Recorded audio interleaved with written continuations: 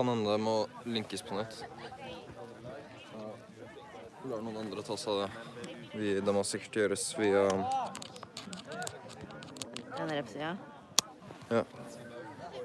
Is it back on now? Ooh, is it back on with like actual footage?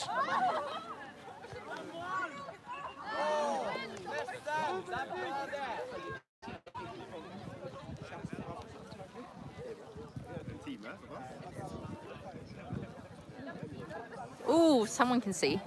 So can I. Cool. Okay. Thank you, Matthias. Thanks. So in green, fetching the ball is NTNUI's keeper. His team is currently down 0-90, playing against this white team that you can also see now, which is Katta. You didn't really miss a lot in the break, I think. It was a very short break, so hopefully not.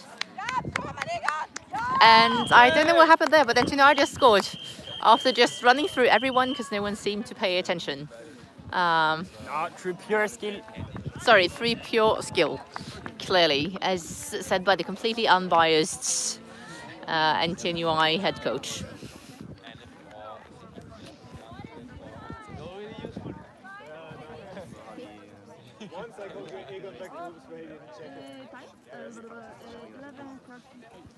So yeah, time is 11:38, which you should probably yell at the people at the press.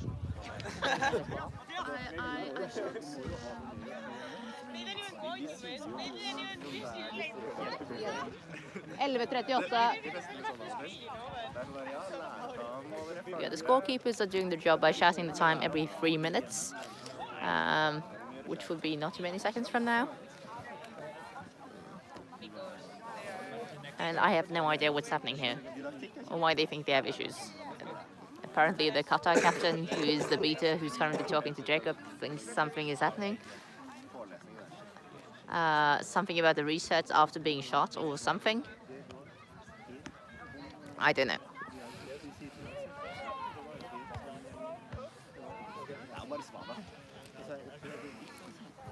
So also to emphasize completely like unbiased in Norwegian Quidditch, I think there's only one of the reps who is an NTNUI player. On the other hand, he's previously played for Katta, so he's double biased, so that's fine, I guess. Anyway, NTNUI's only goal is good. Good for them. Blue card for interacting after being beat. I don't know if you hear what the ref says. But yeah, the time was obviously negated because of the goal. So we're gonna keep going.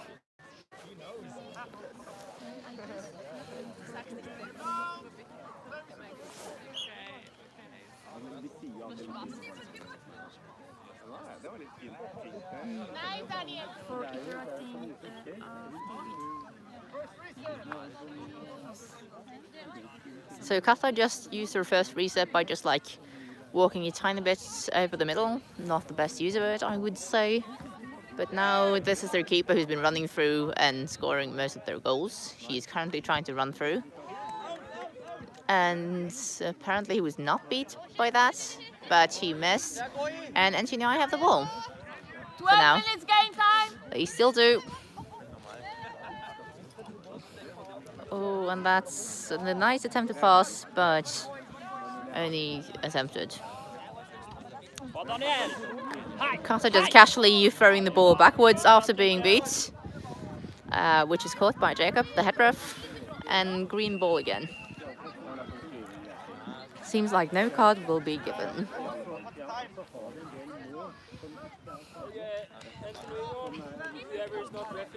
So, game still going. The NTNUI play. NTNUI still attacking. I can't really tell you much about any of these plays, other than this keeper was just beat and then made a pass long after. Apparently that's not being carded this game, which is probably good given that at least 80% of the players are playing their first tournament ever.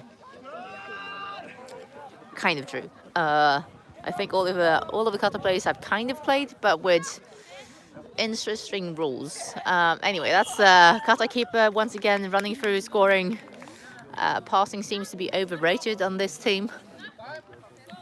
13:30. And the time is 13:30. Anyway, so Katta as a school has like a first year's tournament every year where every class sends a team to the Quidditch tournament. And then they play during the longest break, which is nearly an hour. They obviously don't play for the full hour, but anyway, they play. And then there's a full tournament of that. So that's probably the only experience most of these players have.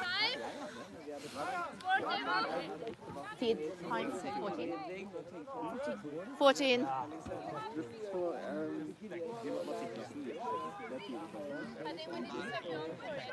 Yeah, I think at least the keeper has played before. Oh, this is a new player running through. The question is, can he score? Doesn't really look like it right now. Especially not when he's beat. Nice attempt though. Apparently his name is Andreas, based on the people at the sideline yelling at him.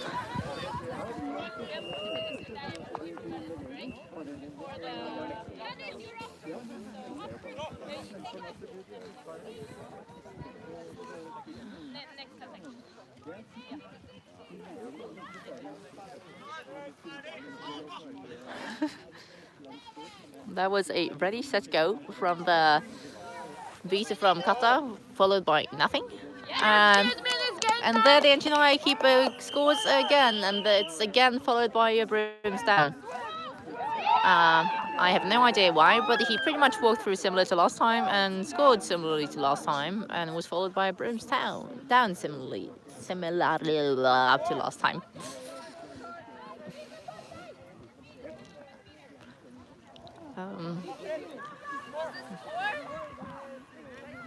The score is currently 100-10, with Katta being in a huge lead.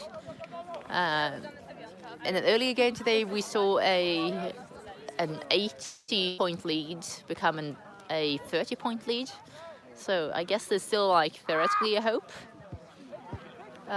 Especially, so this goal was not a goal apparently, so it's still only 10 for NTNUI instead of 20. I missed the reason, sorry. You can like go back and figure it out yourselves, if you care enough.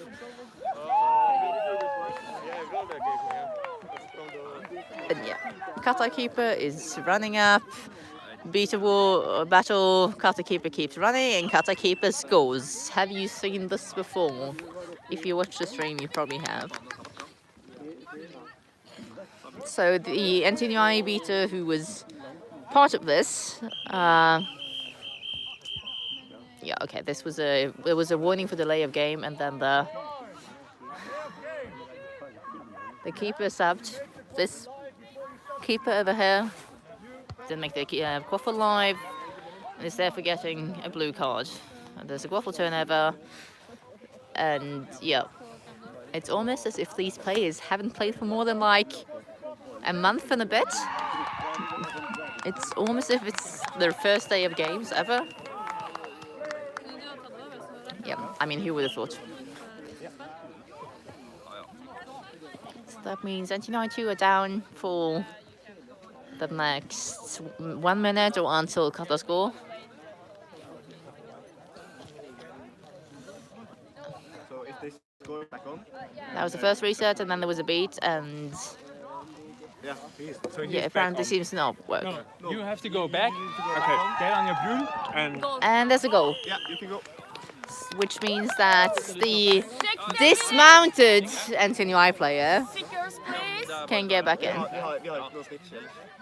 Så er bare den kampen her, liksom. Jeg vet vi skal spille, men de har ikke. NTNUI walking casually up with the keeper.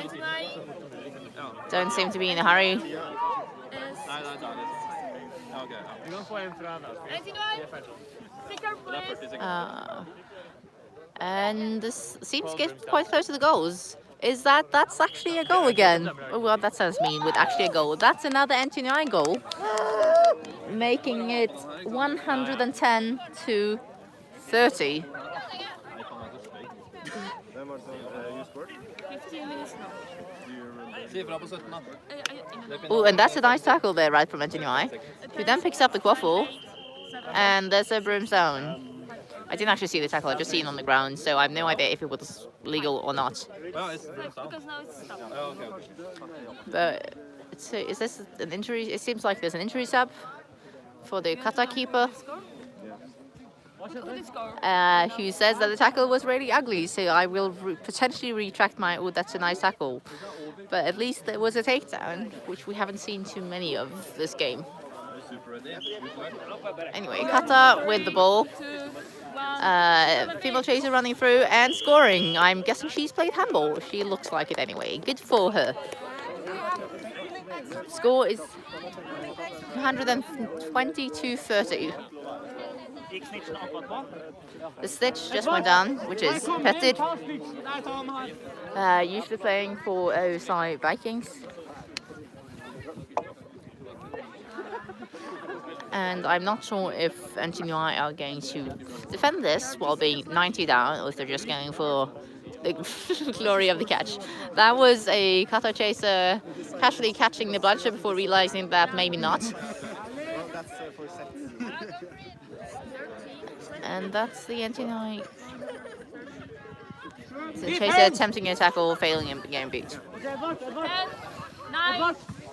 Katta doing their usual running through. The NTNUI beats, having like a nice quick beat, but not managing much to actually hit the right person. Anyway, Seekers are released. I don't really, no one told me if I was supposed to pay attention to the snitch or the game, but I'm gonna do the game whenever stuff happens in the game, And now it's F. and then I'm gonna give you the seeking otherwise. Also, whoever's phone this is in like the OSI Vikings group chat, so I keep getting things from there, and I always react as if it's someone telling me something, and then it's not.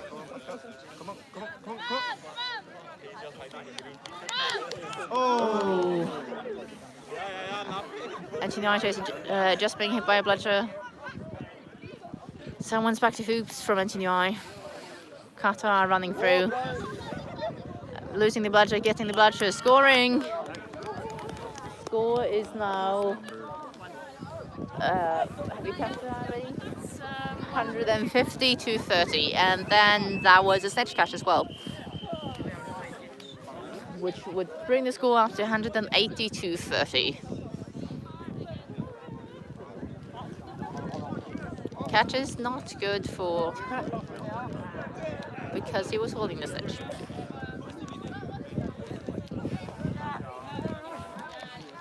So NTNUI have a chance to get some more points on the board. Walking up slowly.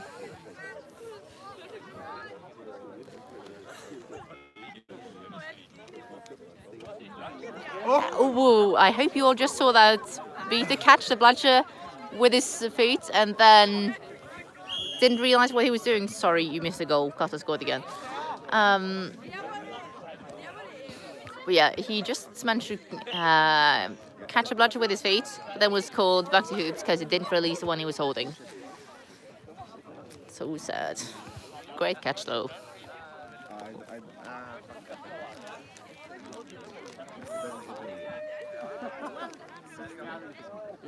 NTNUI attacking again, having some passes there. And Katta getting the quaffle, running and scoring. Or was he hit before? He was hit before, apparently. So no goal. I can't really say I paid attention because there's a snitch.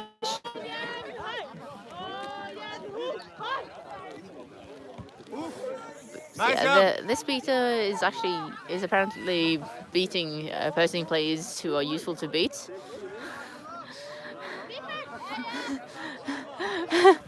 While some miscommunication is apparently a thing.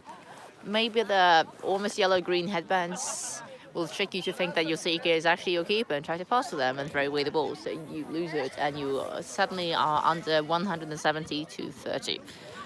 Anyway, NTNUI going up again, making a pass, not catching the pass, and losing the ball. We have the other Katta keeper, previously doing the exact same thing of running through and maybe scoring. It was called no good because of beat before, I assume. That's the reason anyway. I can't think of any other that would even be a sensible thing to mention.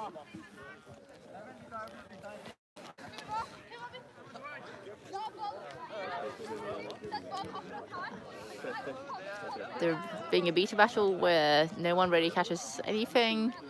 Quaffle being walked up slowly. And the previous keeper of Katta is now seeking. Long shots from NTNUI. Doesn't really result in anything other than giving away the ball.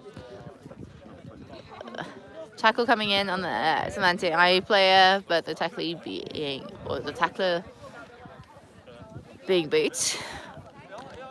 Katta chaser, who has clearly played handball, passes a good pass to someone who doesn't catch, and is then wrapped pretty badly by a Katta player with nothing happening. The snitch still surviving.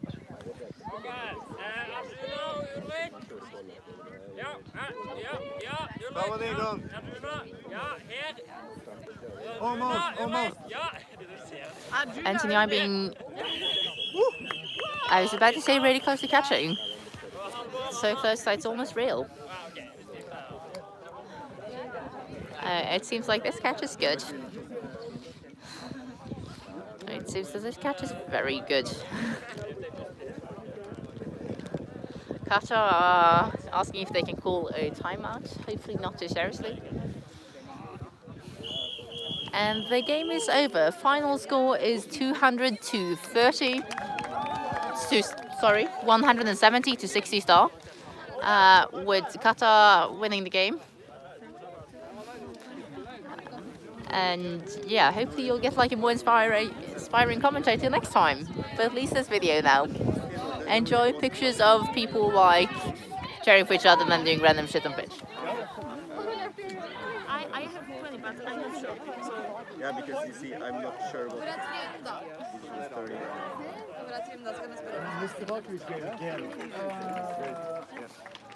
I'm actually a bit because some markers were like crossed and it says 3 here and 2 on my sheets.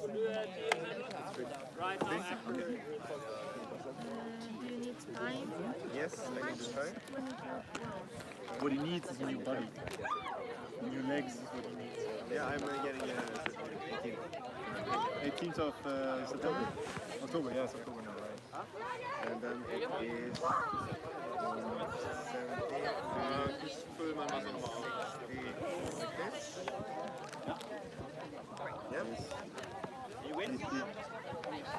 thank you so much. Can I sign? Captains, please come sign, Vilda and Edward.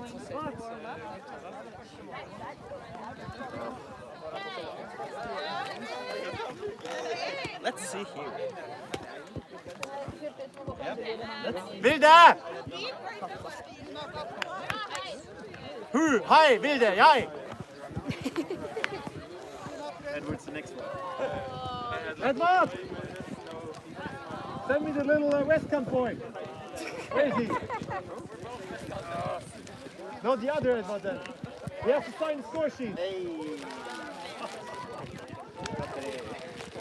Edward's so clean on the, like when he gets shot, he's so like, Ref, seriously?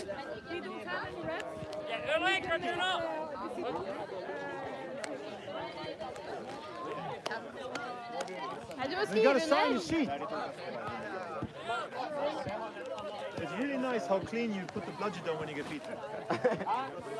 I'm being serious. Okay. It's really good. It's also in stark contrast to the rest of the team, like both teams. It's like, Yeah, but you just like, I never figure out how people do like the beating where they throw it like perfectly to their hoops. I never do. you train it. Yeah, you practice. What's that? Yeah, I know. How do you do that? You practice it. Simple. So sorry. Your new promising career as chaser. Good, right? It's quite okay.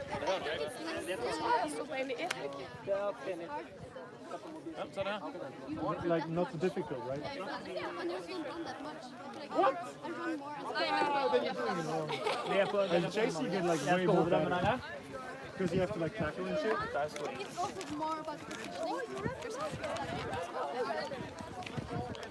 Yeah. Yeah, female chase, yeah. As male chase, you just get that.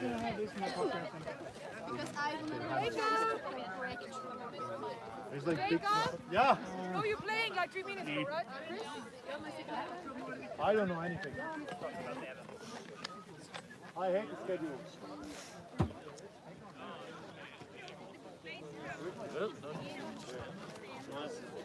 These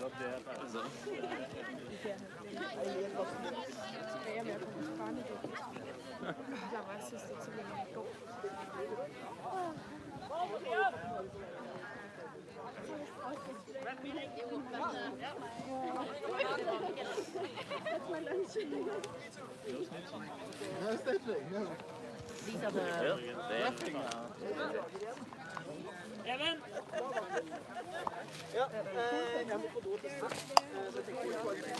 Så løber jeg også lige efter den blø. Jeg løber.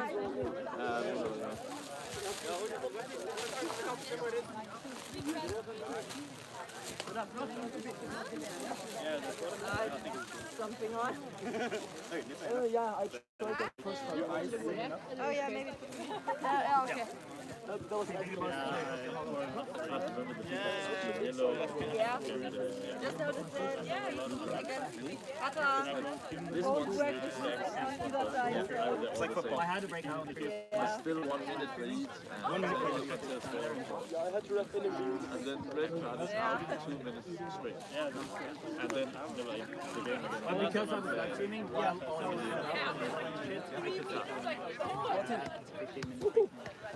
Big problem is I got work at dinner and I'm the only one who can Oh yeah, okay,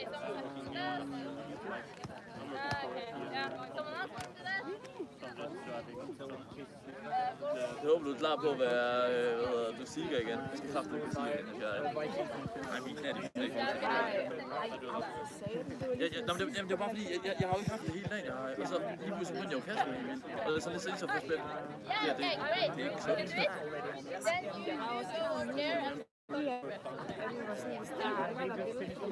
jeg skal sige, så skal jeg bruge mig på banen, fordi at hun ikke vil have, at der bliver 3 mandlige chaser. For det var sådan lidt, hvorfor jeg ikke overvejer, at der er chaser. For pause. But it was running like and then I fell. Then I fell. What? Now I'm not getting up. Someone on the bunkers, I don't know. And then he Evan will lead a snitch. He had to go kicked me in the ribs.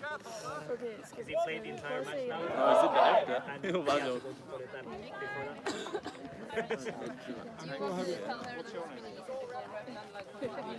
Yes.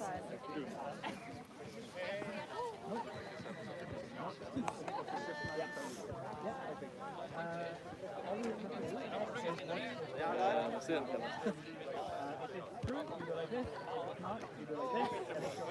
Jeg ved ikke, hvis det er Quidditch før. Jeg ved ikke.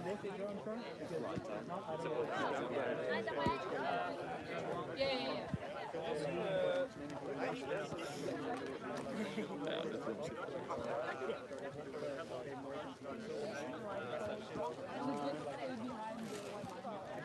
Or like stay as close to the hoop as possible without being in the way. So when you see the play going down the hoop, you have to get back. Also like if Mathias, Måske godt den ved du om den der app til matematik? and the cone line, yeah, Quick grip. if a ball goes behind, Yeah, but I was in them before, and I have a team at home threatening me not to injure myself, so I can play with them. Oh, they can sit you next to me. Yeah, but we are 11 people, man. We were 12, but our team decided to rank good the second time. Like in Europe, first time.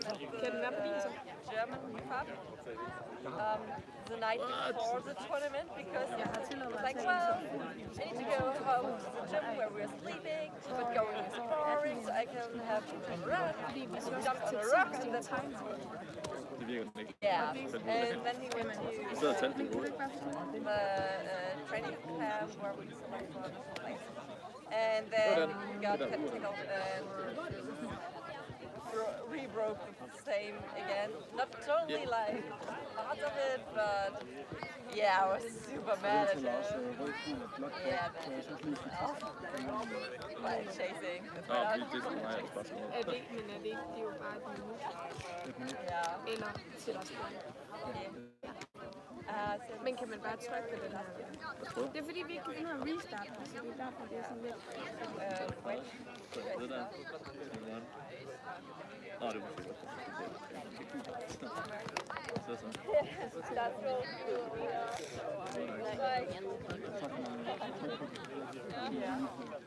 Yeah, but it was like, oh, there is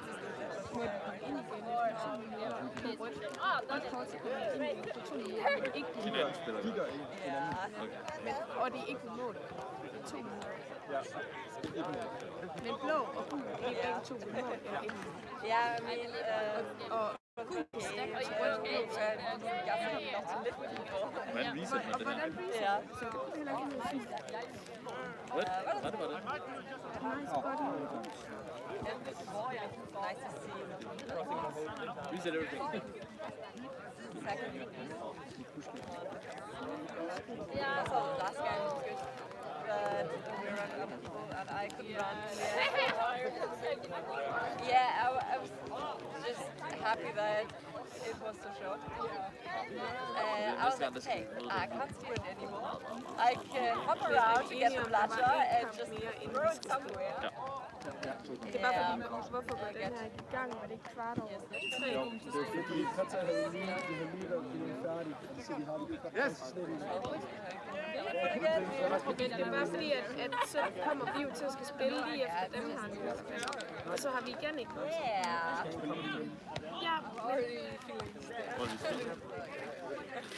Yeah. Men hvorhen? I really enjoyed the second game because originally I was supposed to take but then they decided to go with the license and then the karate got placement. Mathias, er det så ved hver 5 So minutter, så kommer han yeah, til okay. There's a play with Det lød sådan. Det gør vi igen. Men ved du, hvor mange der er?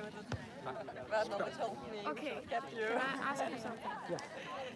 So, when you're on picture after every 5 minutes, then you get how many now? 3? You know? Yeah, sometimes I feel like okay, So we just I can out just for if I beat up body, that just go out for tag. Third one is he says to stand 1.5 meters away from the cone over there, like the boundary, the intersection between boundary and middle line. Yes, like basically stay 1.5 meters around that cone. That's the white spot. Huh? You don't have to run. No, it's here, on this side, I think. Don't I want it. Are you sure? Det var også last game. It's actually no. It's saying you have Nej, det var hans. Nej, to go back, which is possible. det var så typisk, at gøre det herovre. Yeah. Nå, nej, jeg skal selvfølgelig se det. Yeah. already lost all my headbands. Det er der var 10 på vej til. Der var et tidspunkt, hvor jeg tænkte, There is my brother. Ja, men det tænkte jeg simpelthen også. okay, skal jeg skrive det rigtigt op nu? Nej, nu skal du passe på, fordi nu skal du ikke fuck dig selv op. Jamen, det er jo det, min hjerne skal jo kunne finde om. Hvad er mest behageligt? Sådan, når du skruer dernede, så ser du pludselig den høje side. Jamen, det synes jeg er et eller andet sted. Det var faktisk meget nice, det var. Fordi at så ved jeg, når jeg skal score, så er det her, og ikke, okay, hvem var det, hvor skal jeg sætte? Ja, du kunne skifte 17 minutter. I was like, hey, go out. Ja, ved vi, hvem der spiller? Someone that was like, okay, you could just ask me to do something. And I was like, yeah, just fine. Det er Paul! Short game. Hvem er det, der spiller? Hvem er det, der spiller? To repair, okay, I'll sit up again. Hvad?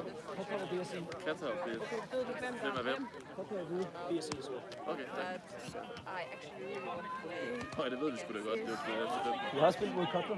Jeg kigger lige på Against safety. Sagene. Because I was playing there. Are there some cards and a whistle? Lad os bare.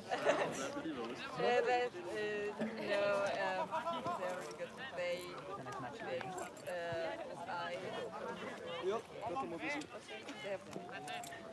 Fuzzy, will you be assistant ref until Snitch is on? yeah. Yeah. Maja, det bliver pisse fedt. Altså, alligevel. There's a whistle for you here. Jeg sidder nogle steder, så det kommer lige på tid. Ja. Det er også mest der, altså lige nu der ja, jeg ved, hvordan det er sådan, det er Anymore. ja, tag med tilbage, men det er bare så Can play that. So they Er vi enige om det her, det er bane 1, ikke? Hvordan new team? sådan lidt, altså.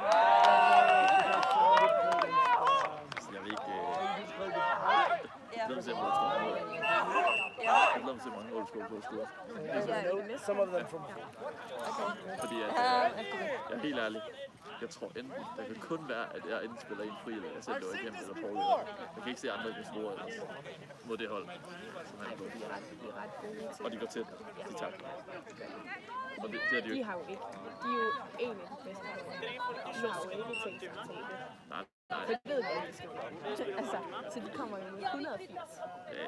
Og de andre, de har ikke prøvet at møde takter. De har ikke mødt hold på taktet over. Jeg har forsøgt at takle andre, men jeg er jo heller ikke selv en takler. Jeg føler heller ikke, at man sådan kan takle uden andre takter, som du ved. Nej, det bliver bare mærkeligt, hvis man selv Hvis man er den eneste, går som... alt for meget ud. Hvis de gør det igen. Ja, det er noget andet, hvis de gør det med dig, så er det bare så rigtig. Okay, så vi var enige om det er Katta.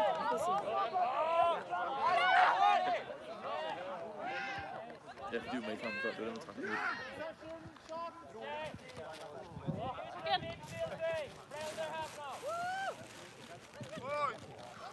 Det var det der, jeg havde prøvet på før, eller? Jeg ved ikke, hvad vi misforstod hinanden. Det er det, man skulle sige. Den det var sådan, are you behind me when I do it? Yes, så gør jeg det. What? Det er svært at se, det er ikke grøn headband, det der hende med den blå. Det er Nej, er det der grøn? Den er grøn. Hun stod nemlig sådan, jeg er keeper, I kan ikke tage mig.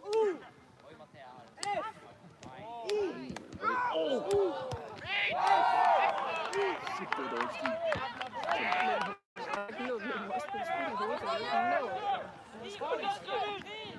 Så ikke, de kan.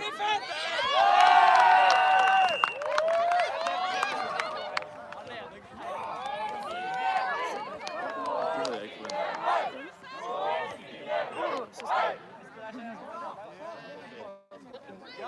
Det havde jeg altså ikke forventet, det må man ærligt sige. Det hold der, altså jeg troede. Jeg havde lidt håbet, det var dem, som mødte sidste gang.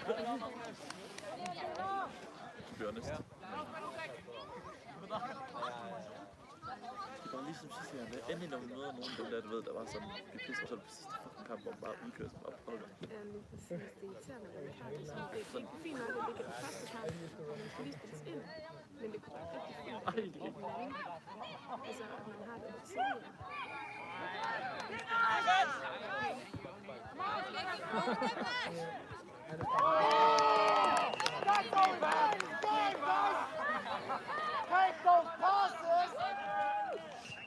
What? Det er jo bakken der derovre.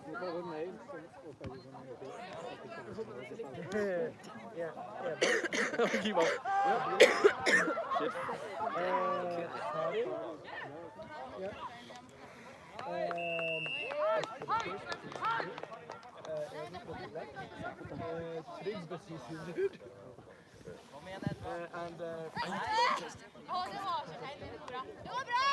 Too bad. I like when she said it, I thought of Sådan, løbet, alting var perfekt, ja. Den fløj bare opad. Ja. Ja. Jeg tænkte også i den, så tager jeg med hjem og ikke igen. Den der, hvor jeg hopper op og kaster. Så prøvede jeg dem, så var det efter, og jeg blev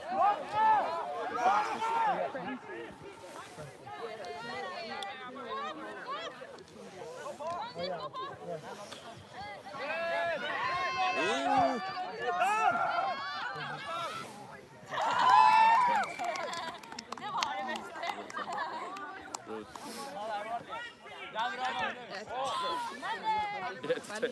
var sådan, jeg plejer at ligge den, synes jeg sådan, jeg har det ikke så godt med det der fisk. Sådan er det, fordi også det er jo fast ude, og så er det helt færdigt. Altså sådan en kasse kan du ikke gøre det, når man ligger den.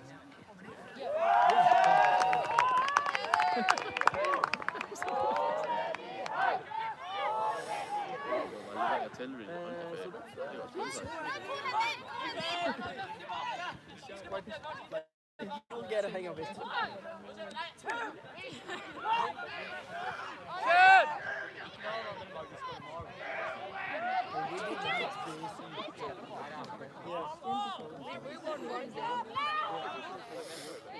Yeah. It's like, will they take care because we won? But they get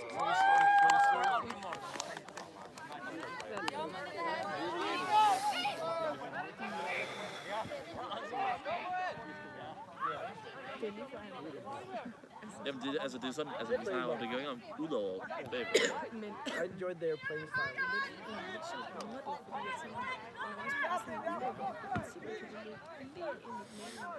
Ja, ja. Se der.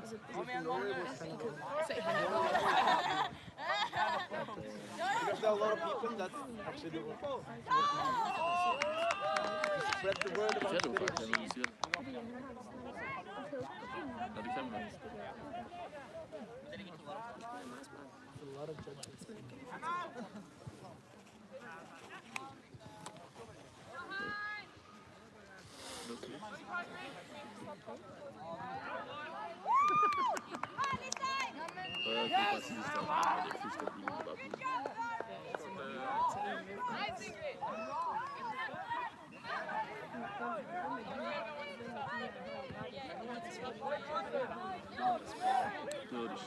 Det er lidt sort.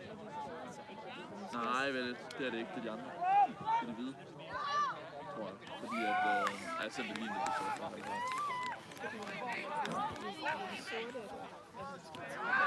Sort, de andre. Fordi de har ikke bare sit her.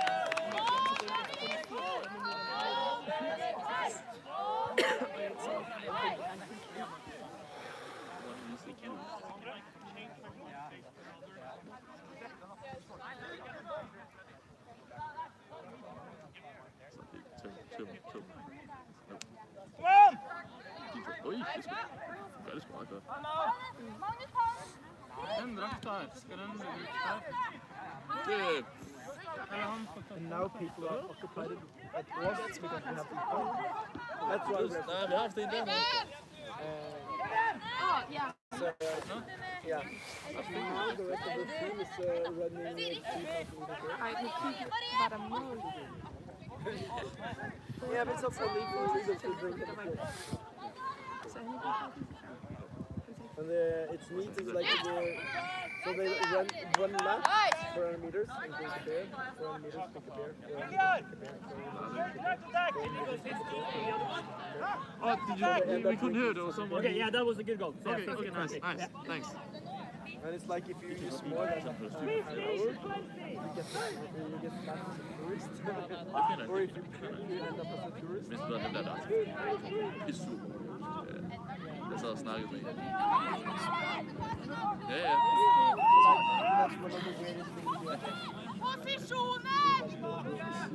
Tilbake! Marie, du er på venstre siden i forsvar. Det er faktisk ikke ret dårligt spil, det der. Overvej det. Han har lige bitet alle, så det er bare sådan noget smukt. Hvis han kommer hjem. They have like Det er godt tak. Derovre. they always Det ligger jo 18, det kan 18. tournament where they are having a car race with Albus.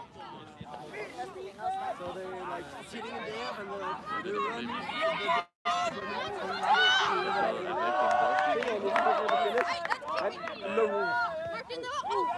Skal der blive vinket på ham? And like the principal is sitting in one of the cars and all other seniority are in the cards. There's a lot of people. Yeah, that's okay. You can shift them over. People get hurt. Jeg ved godt, hun er svært ved at komme ind, hun er aspekt. Det er sgu... But usually that's fine because the driver that gets hurt usually is not able to steer on the speed at all. Yeah, during the game, yeah.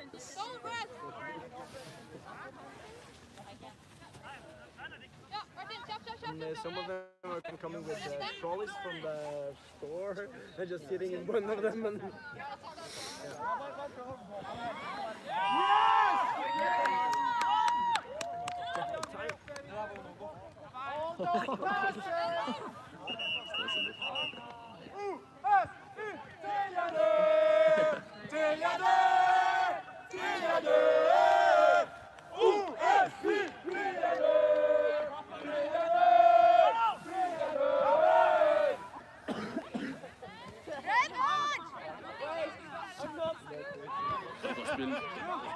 Det var godt nok flot spil.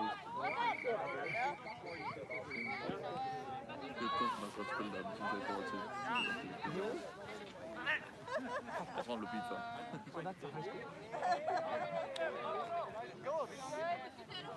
And it's kind of like a... Goal is good. Because it's also a cathedral school. They are like superheroes, and like when everyone starts in first grade at high school, you get sorted into 100 houses. And that's how they stay with you for the rest of your school.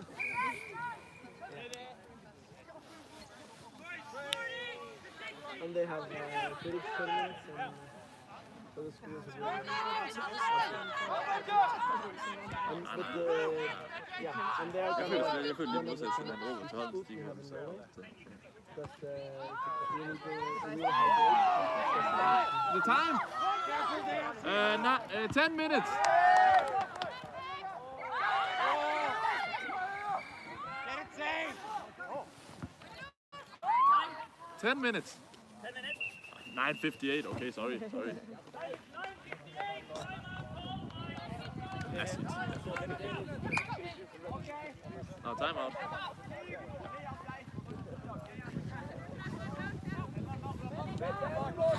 Does that know it's 45? Yeah. Okay. I think it's pretty clean. I have to warn 2 people for playing beats. They didn't do it again, so it's fine. Yeah. There was also one where the fought for the ball, the tackle, and then they both fell, and then the guys fell like this on the feet of the other player. But it was very accidental.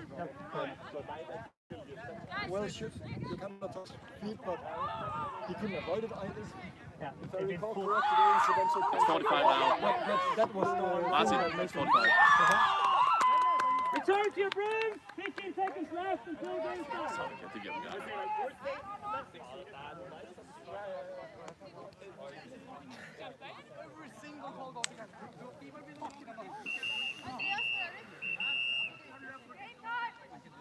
Time is up.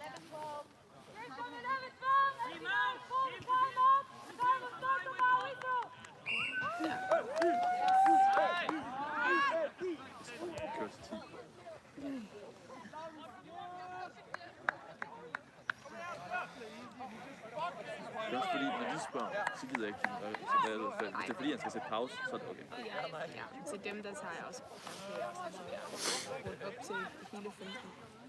15, 30, 40.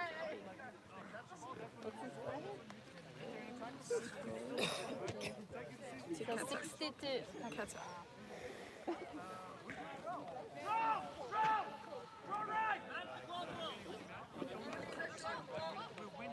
Øj, det er godt taget. Jeg har overvejet, hvorfor man bruger 10'er-tal i det her.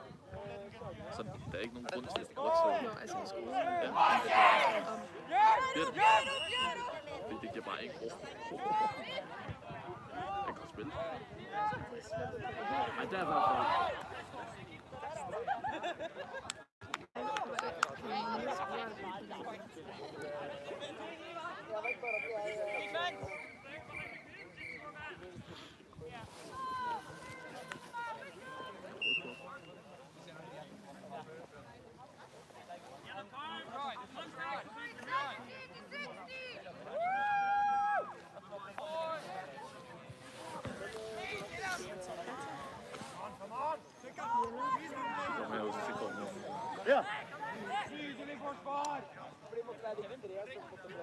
What's your number? Number? Oh, 4.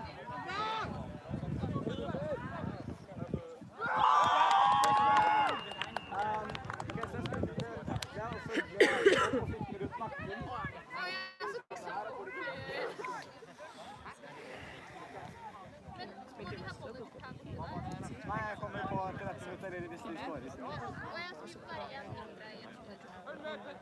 Ja, hvis de skårer, jeg tror de skårer snart, fordi hun har liksom slutten.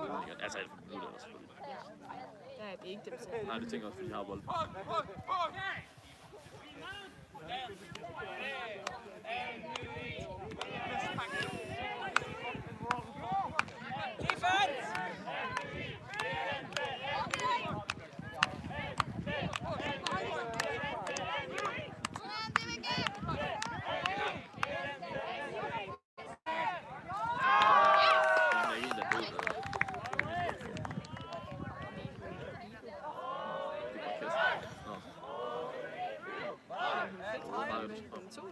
Time! 11:40. So there's still 25 seconds, unless the other scores, of course.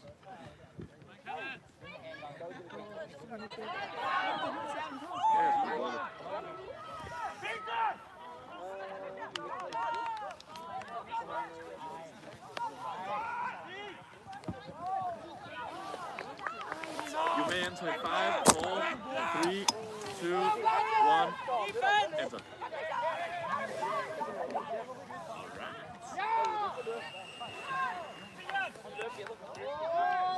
Jeg ved ikke, om du siger noget til det her. Han løb bare ikke med fuld. Han løb derned selvfølgelig. Jeg mest bruger det altså. Det kunne være galt, det der.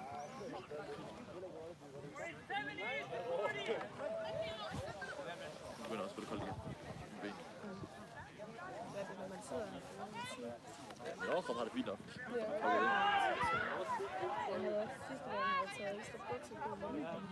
Jeg fik ikke lige gjort, for jeg troede, det var det samme.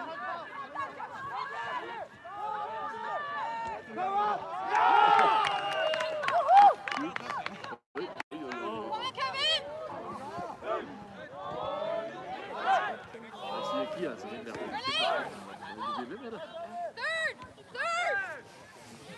Hvordan kan hende der se noget ud? Det er der på spørgsmålet. 13, 12.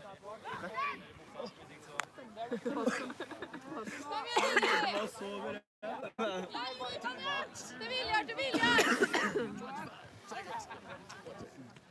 Ja, du fikk den tunge jobben der, da. Tungt, altså.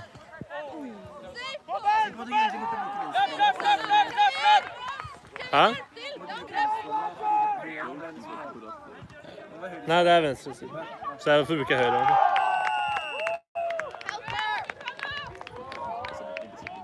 Det er så dritt. Hadde det vært liksom en takling, så hadde det vært mye bedre enn at jeg tryner oppå han, oppå foten hans. That's life. Første gang jeg skjedde meg, så jeg brukte armen fordi jeg ble taklet en jente. Bedre enn å tryne ordentlig. Det er ikke noe. Jeg fullførte treningen, da. Ja, du gjorde vel det. Med brekt arm. Ja, så gikk jeg ikke til legen før etter en uke. Smart. Men det var litt sånn jeg begynte å bli blå inn i armen. Da skjønte jeg. Jeg må nok innom legen. Ja, jeg venter til morgen og ser hvor ille det er. Hvis det er mye verre i morgen, så må jeg nesten ta en tur, men på en søndag? Hæ? Legen på en søndag? Fuck no. Det var faktisk lige, det var det lige sindssygt på højt. Okay, det er godt.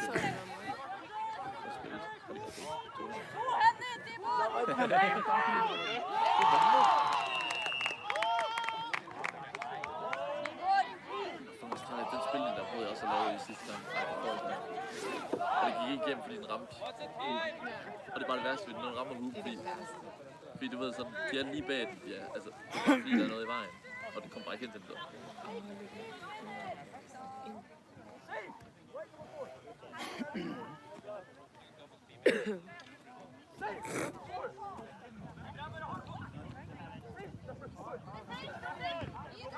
Fint nok til målmand.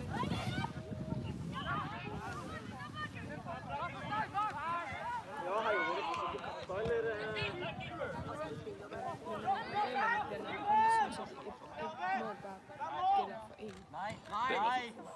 Hvad så? Ja. at fordi det er ikke meningen. Det gør den nemlig ikke, for de er bare 10'er jo. Jeg er lidt i tvivl, om det gør Albus eller gælder fra årstal. Fordi at jeg har nemlig 15:45. at jeg har nemlig snakket med Mathias om det, og der sagde han nemlig, at det gælder for næste år. Men det bliver bare ikke meningen. Nej. Fordi så står det forkert. When the snitch is on, am I gonna film the snitch? He's over there. Yeah, he's on. I'm going to remind him in half a minute or so that he's going on. He did it. He's on the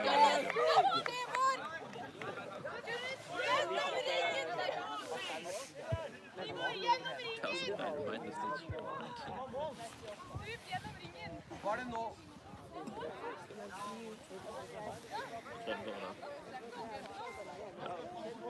Snitch! 30 seconds. 30 seconds to snitch on pitch. 1 minute? Ah, 30 30 seconds. seconds. 20 30? seconds. 20? Yeah.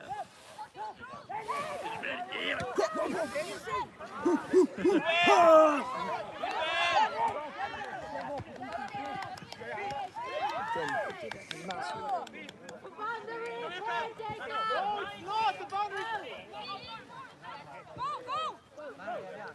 17 minutes. Snitch is on the pitch.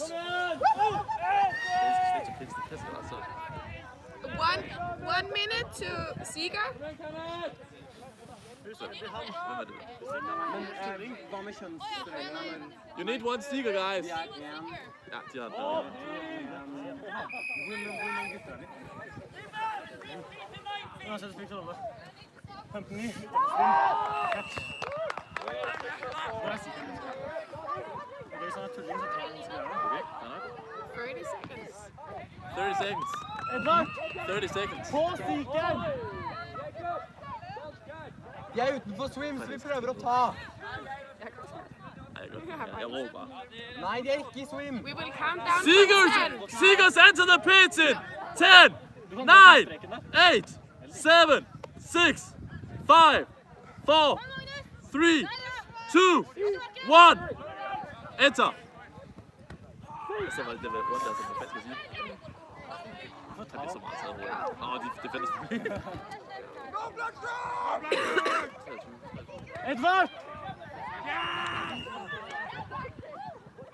Defense, keep it up!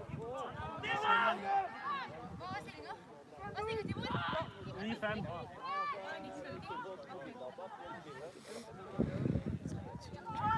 Det er også tænkt over, hvorfor de ikke tager det med. Når de har alt det andet. Ja, det er også det. Edvard, stikken! Samling, timeout. Altså dengang det de kunne, det er jo bare at sætte, altså det er jo bare at sætte et eller andet besked. Og det hele samme ting bare med Lige præcis. Og det samme med timeout. At ligesom du skal lave en, der hedder, at nogen må kort, så er det også bare timeout.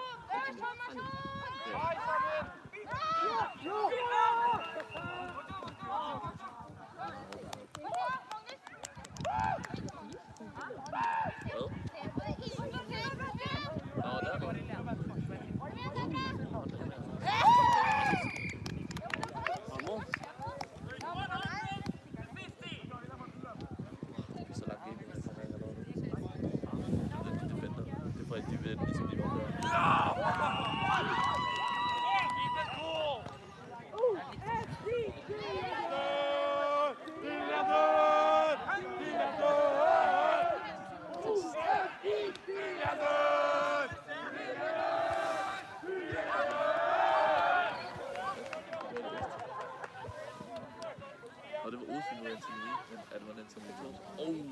Markeren er hurtigt, men markeren er død.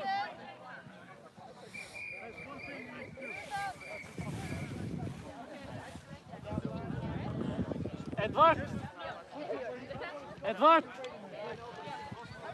Vil du bytte?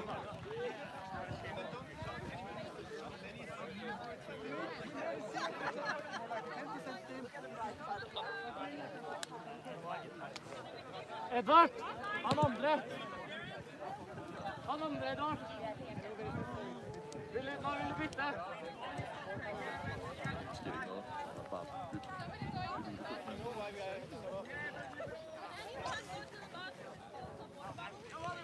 How about you do it?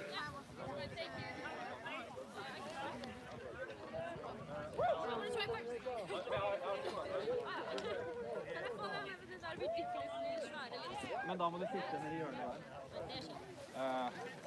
Du har den her. De prøver at lave den der træ af.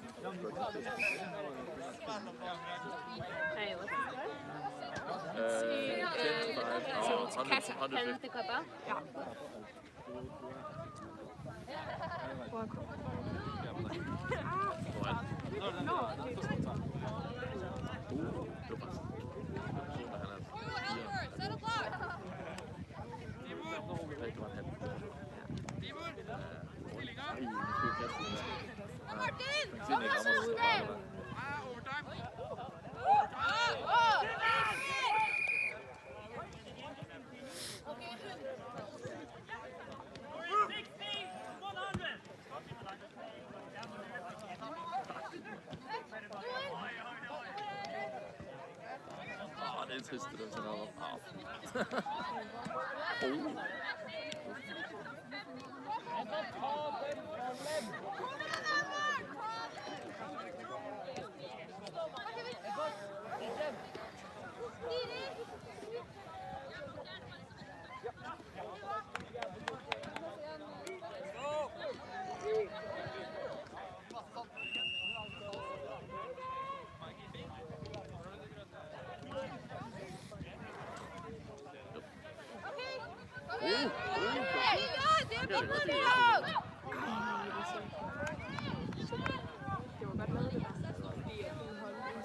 Ja, det er det. Nu skal der fores. Det var...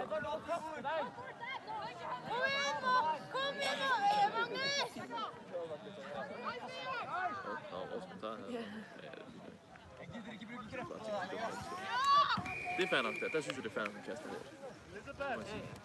For der skal den bare igennem.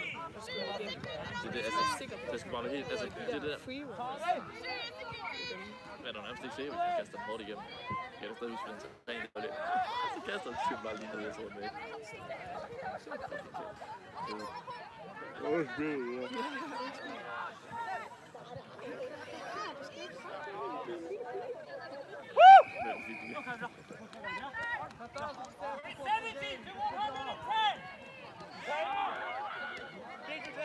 Time, eller hvad nogen sagde? Time, eller? Pas på Marstad! Pas på!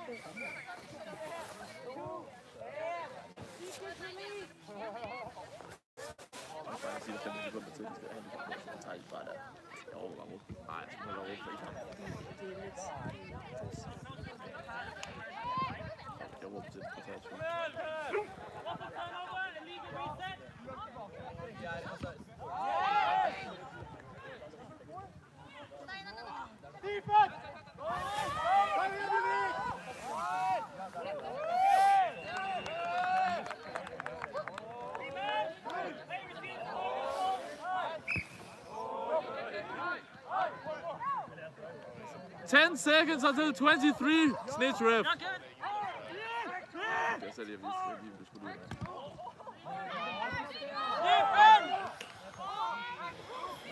First handicap on the snitch.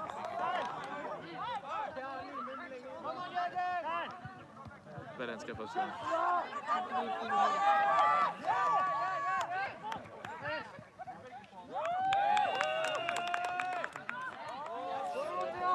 Så skal vi bare blive lidt også.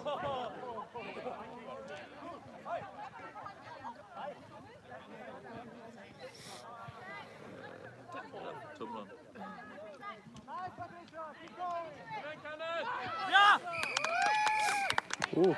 Exciting.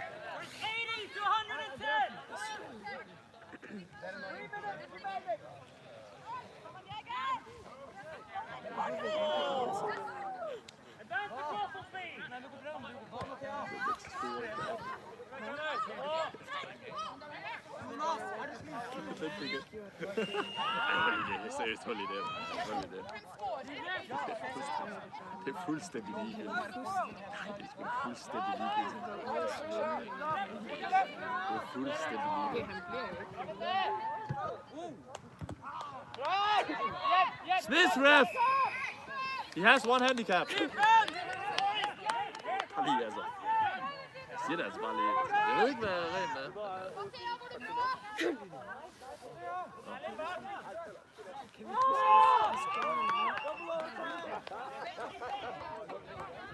De var ude at svømme, og så satte han en der stod 9. Okay, jeg er i gang.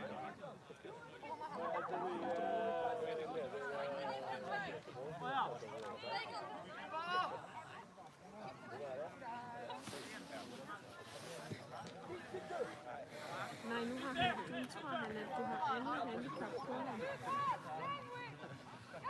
Hey, Snitch! It's only one handicap! It's only one! Ej, hvor er der mål nu. Det er så ikke. Did they just score? Did they just score a goal?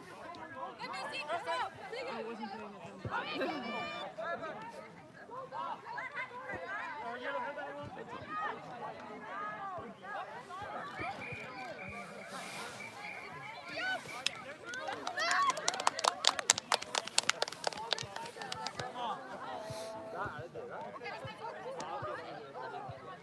No, not 2, 1. Oh. 1. Ja. Ja. Jeg har ikke sagt, jeg råbte til, men det var bare et handicap. Jeg kan simpelthen ikke huske, hvad stillingen var. Nå, men det der pre-18? Nej. Det var pre. Det er også fuldstændig ligegyldigt. Der kom på stykket.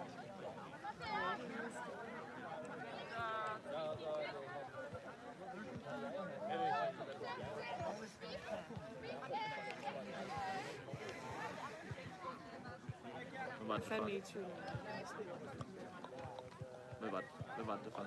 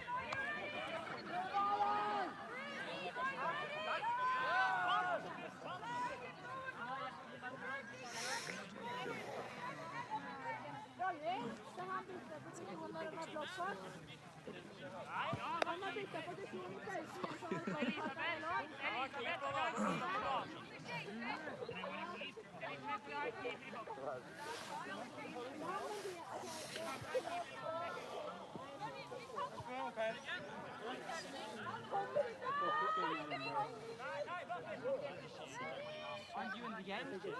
No, I'm out. Go to the back. The only back bench. Nå, du må lige slippe det igen. Jeg ved ikke om mål bliver underkendt, eller om det bliver godkendt. Altså, I don't know. Jeg fangede ikke mål der.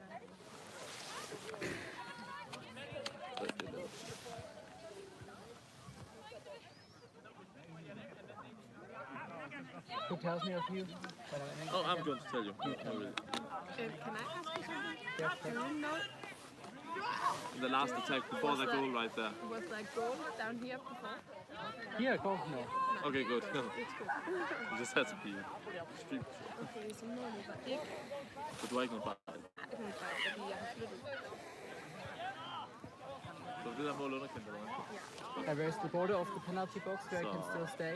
What? Where's the border of the penalty box? I think that line. Just stay here. That's fine. Fortsæt alligevel. Fortsæt lidt. And then you know the rules, right? When you I are, have to go yeah, up to him. that's right.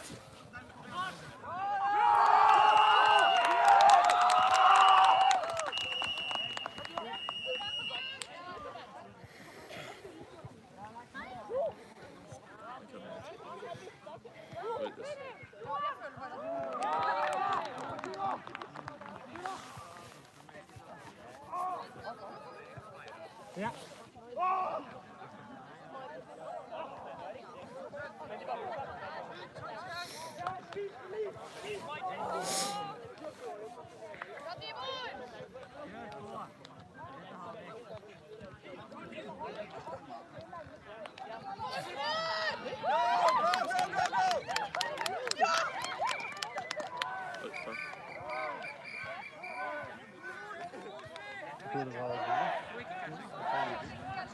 Kanskje.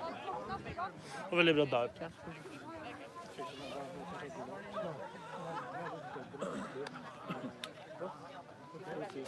Jeg ved ikke, om det er fordi, de er gode til at fange, men ikke så gode til at score. Det er sådan lidt, for vi skulle have ham der var i vores, altså hvis det ikke var fordi, at han ikke så det gjorde det. Så jeg tror,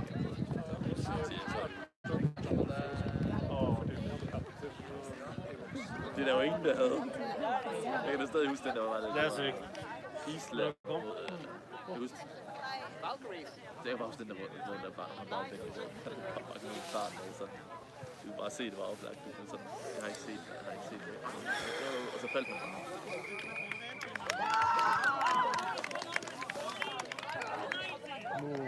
Så det var hvide, der fejlede, var det? Ja, jeg så, det var det. Jeg tror jeg må dra Jeg skal jobbe på det.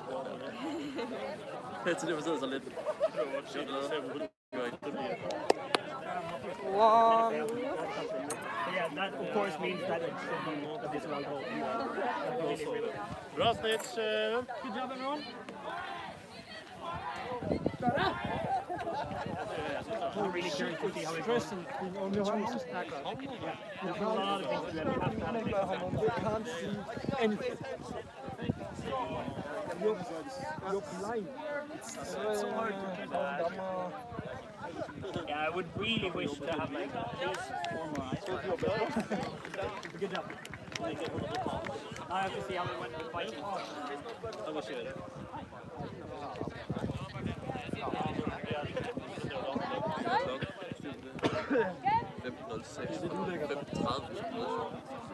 Ja, men bra. Hvis du tror, vi havde det, hvordan føltes vi herude, dengang, da de lige havde fanget den? Første gang, da de fangede. Og så havde vi var så usikre på, om de havde scoret eller noget. For det var enten en sejr, eller så var det videre. At det var sådan. Og så fandt vi ud af, at de ikke havde scoret, så var okay. Så 65. You're trying. Yeah. We're settled.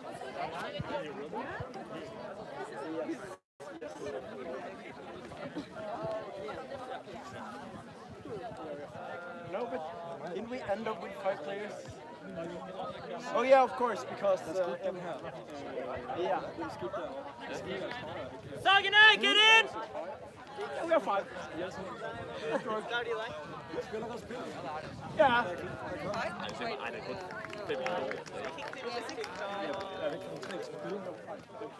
Nej, var det ikke 35? Er det nu?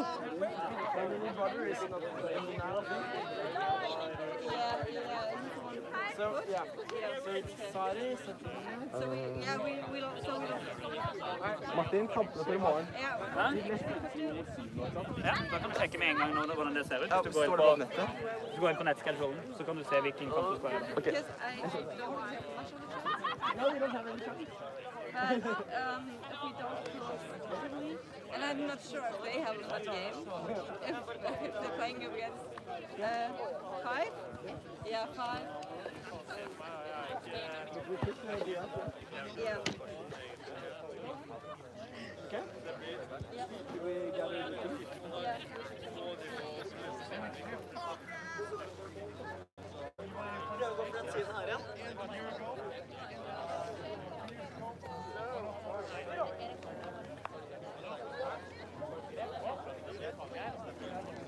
Okay, so the important part now rett etter den kampen her skal vi til nytt.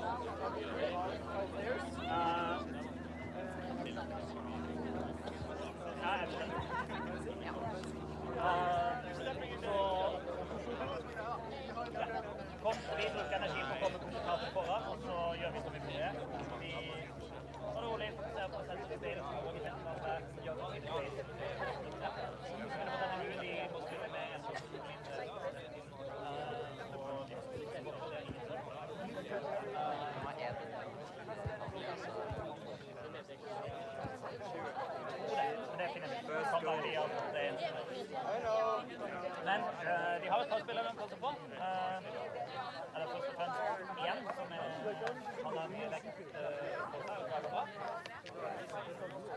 Nei, han spiller ikke. Ja, det er vanskelig å vite.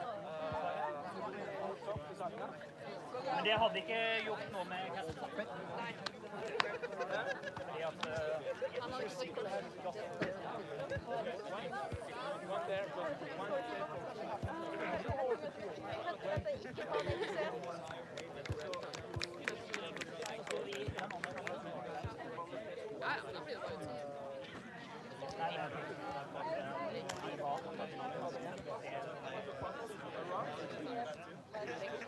Sånn på et tidspunkt så tror jeg ikke også det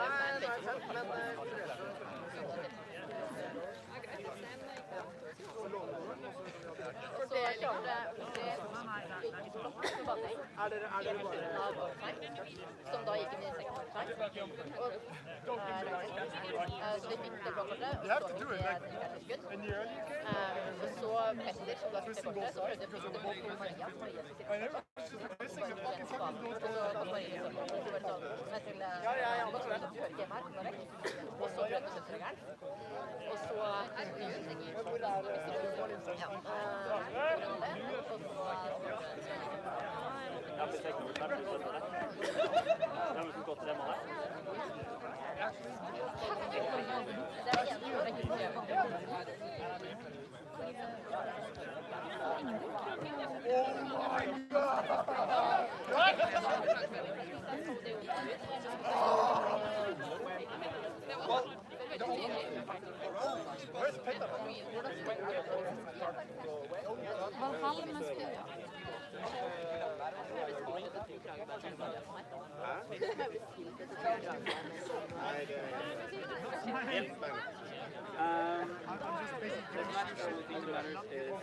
Dere!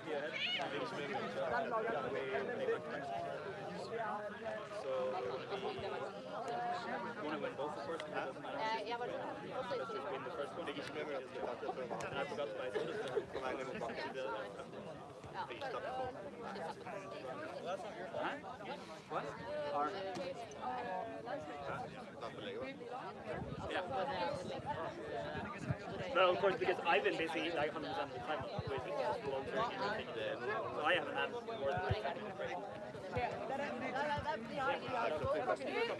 Sjefen for det laget! Det er hun her!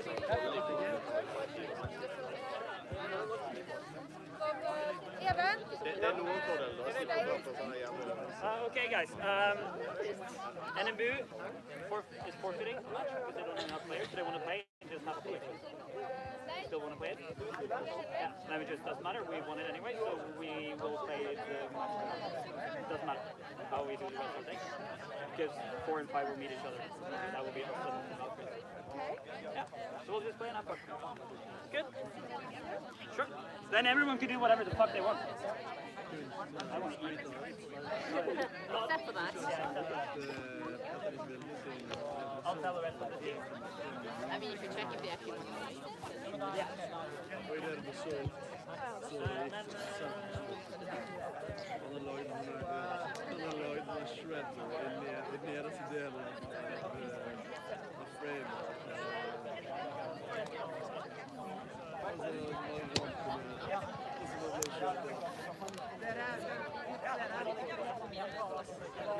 Okay. Dere, første kamp I morgen 8:45. Det dårlig.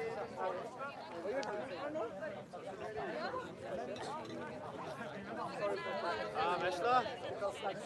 Can you? Skal du skulle det? You're always right. No, you're not.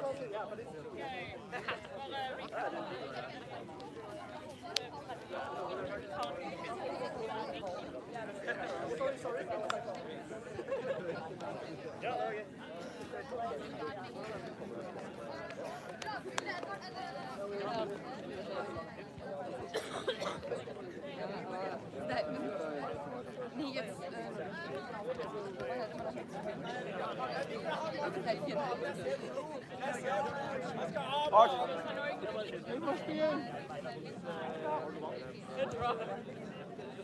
The problem is that when you get close,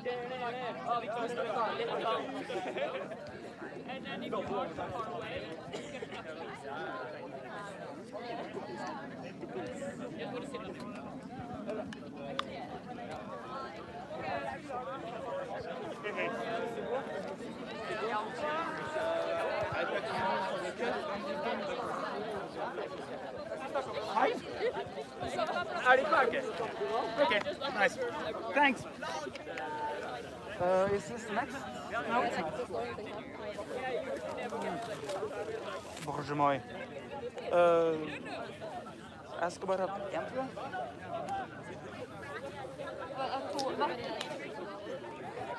Jeg har vært 2 ganger assistent på en score, så da er det vel bare en. Jeg har hittil en gang vært skulle til å votere med noen andre. Jeg hadde mer lyst til meg.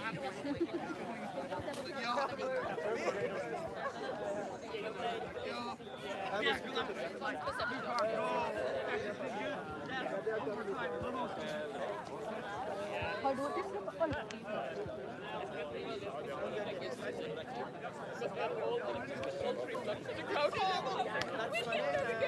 And I just tried to pick up, but just tried to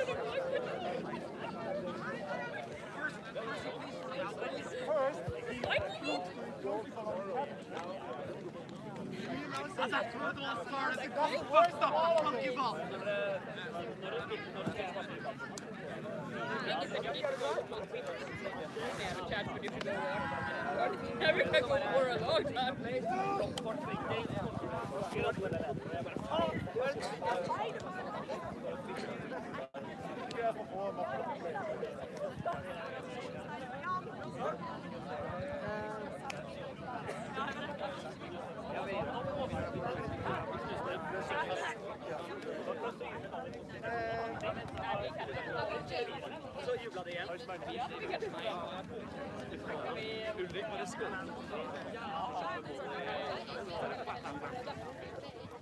Vi burde bare holde litt. Men vi skal altså... Jeg leder på det. Eller vi kan ikke sette på til leder. Det er nydelig. Even, skal vi sette i gang? Ja.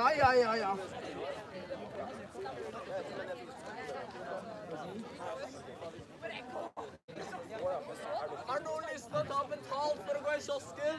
50 kroner! Nei, 40 kroner. Ja. Hva så? 40 kroner eller kamp?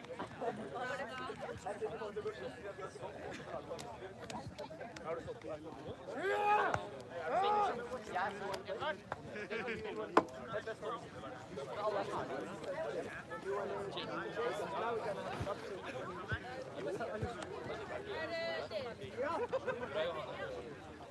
Johanne! Må du svare, Johanne?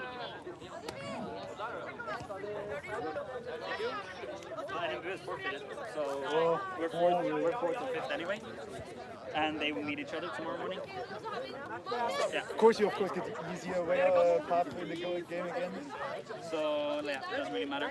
So all that last game against Valkyries will just be to okay, how can we beat them tomorrow with the least amount of ja, mot NMBU. Vi vet hvor spiller dere nå? Ja. Og så mot Valkyries, og så spiller vi Valkyries igjen i morgen. Vi blir 4 og 5. Den andre blir en annen.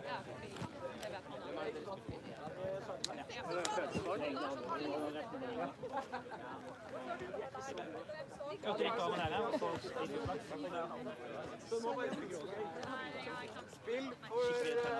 for dere, ja.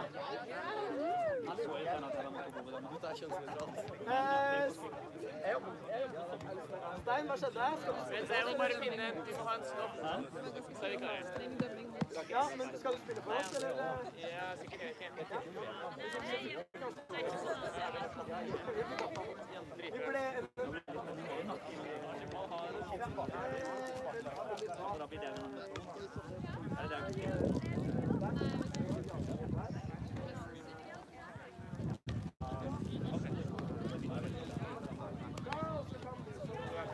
Vi kommer jo fort mot 5.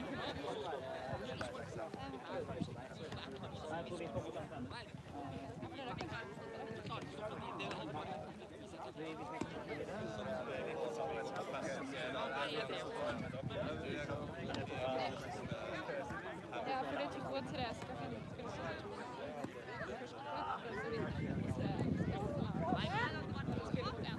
Den kampen er forføyda, det går som en herre, for bryter resten.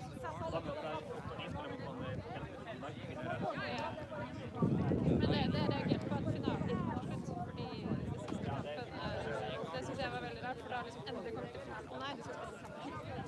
Så det er veldig.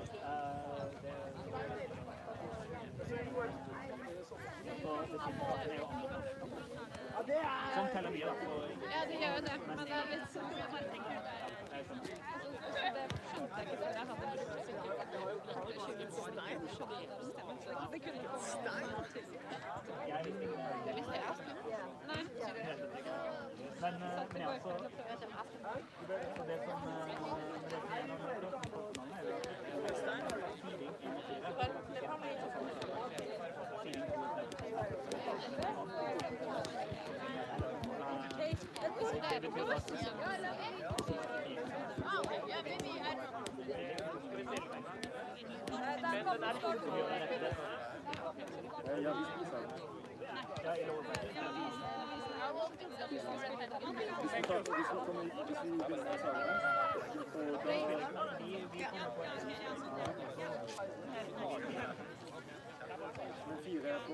Ja, men vi starter.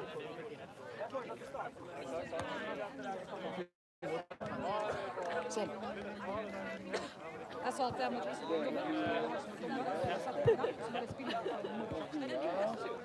kanskje vi får noen til å Så vi får 2 der. 4 og 5. Så du må ta kalt 7.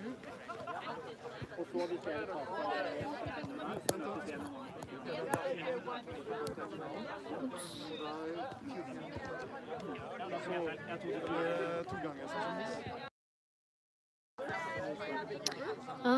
Det blir litt rart, ja. Nei, men da tok jeg bare ferdig. Skal den gå bort? Yes! Bare følge tida. Det er ikke en kamp som betyr noe, men det er bare egentlig å si fra at nå er det... Jeg hadde egentlig tenkt å se den der da. Jeg kan tenke på det. Vi kan prøve å bøse mye om det som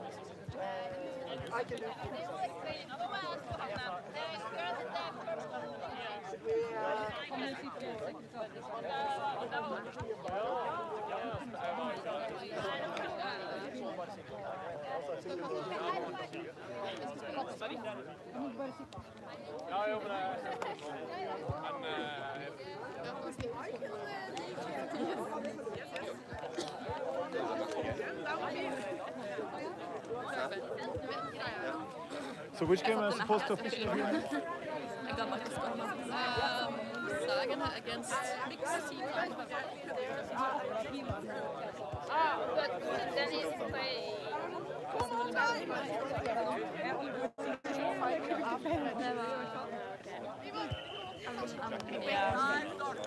I can just find him after the match. I can do the stuff there and then find him after the match. This match is forfeit. Oh, it's forfeit. Jeg skylder så mye penger til Sosko nå.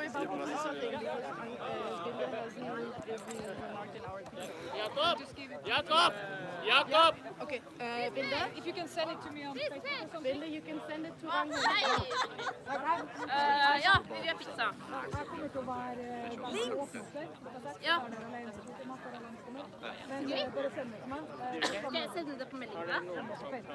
Ja, så gjerne bare skrive det. Åja, du skal liste over navn? Nei, eller antall, men også antall.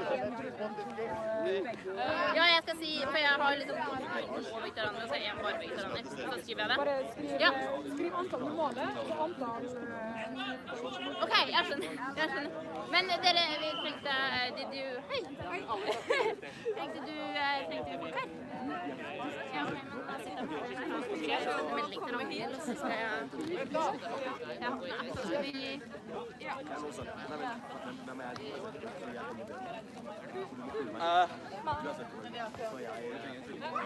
For håper vi møter noen med alvorlig hundeallergi. Jeg kan ta et fordi jeg er dekka.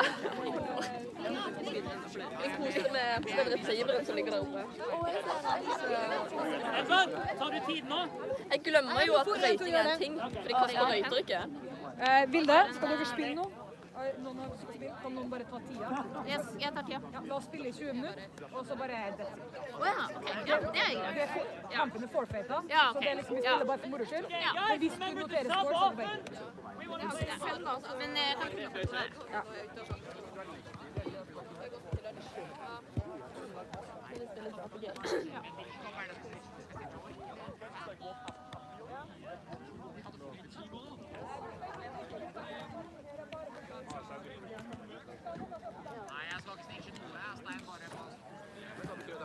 Det er blyant, da. Men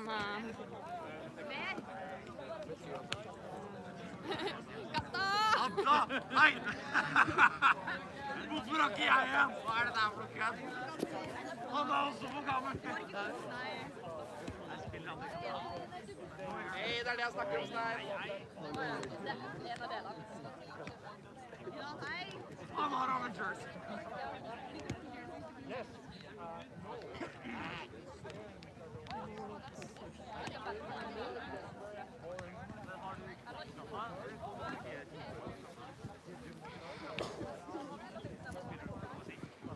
Nei.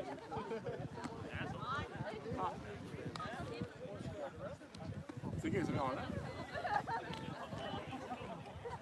Edvard, vet du hvem du skal dømme? Nei. Er det ingen snitch? 20? nei, jeg skal stoppe etter 20 minutter. 20 minutter. Edvard, 20 minutter. Ja, vi har. Nei, 20 minutter uten stopp. Har du 20 minutter game? Ja.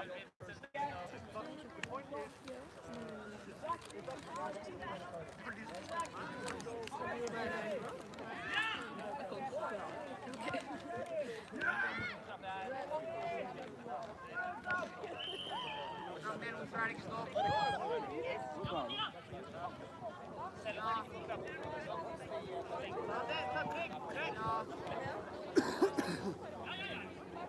Ja! Slutt å ta på slutten litt hverandre. Ja!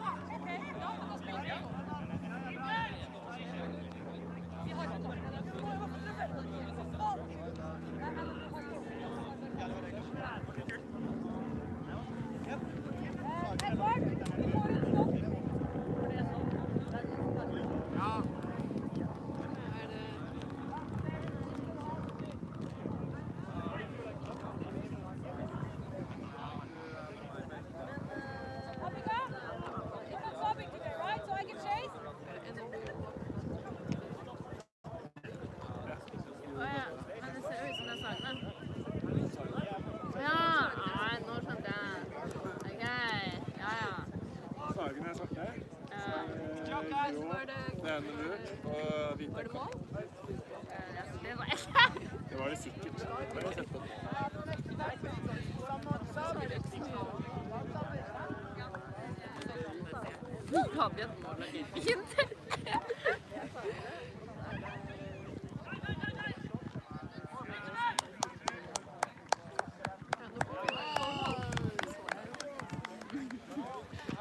Very well done.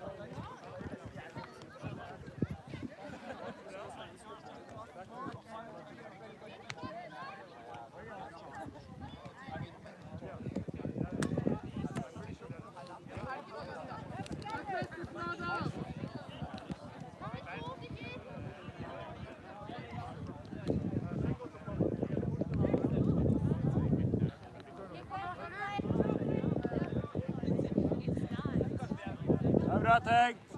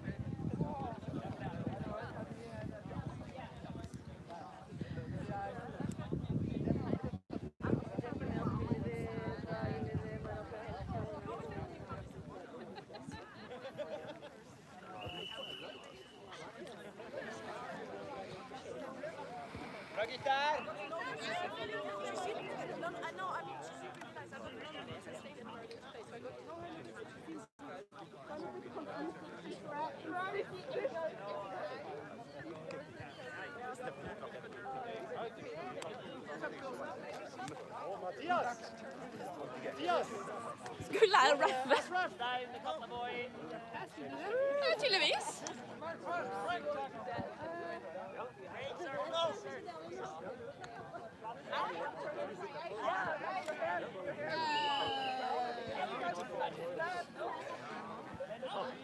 Ja.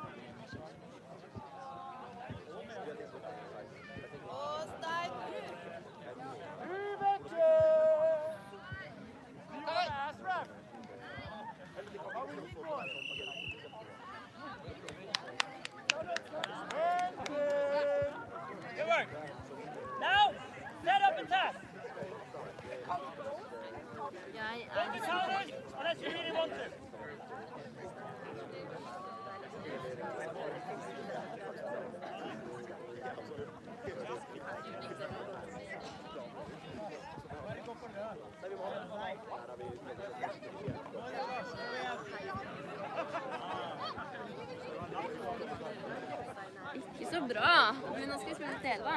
Jeg håper at det blir en hyggeligere kamp. Vi har spilt poesi, Sagene og Katta. Så basically liksom det verste tenkelige. Ja. Så ja, vi er jo i siste gruppe da. For dere også tatt mot Katta. Så vi har begge tatt mot Katta. Så vi kommer til å få noen hver, tror jeg. Uansett hvordan det går. Og så tror jeg vi skal spille med dere igjen i morgen. Sånn jeg har forstått det.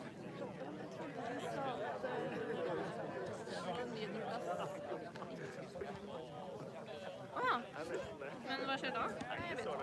Går åttende videre da? For det har jo litt å si egentlig om det.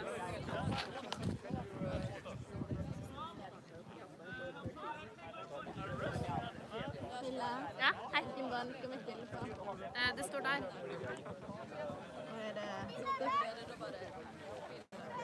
Hvilken er oppe? Hæ? Hvilken er med? Vi er NTNUI 2. Ja, men det står ikke... Nei, det står bare sånn 3 av sånn. Det står ikke noe på. Det står frem til lunsj. Det står det egentlig ikke noe. Det står på den der borte. Ja. Jeg husker ikke. Men du kan gå og spørre Daniel, så kan du gå og ramme Albus.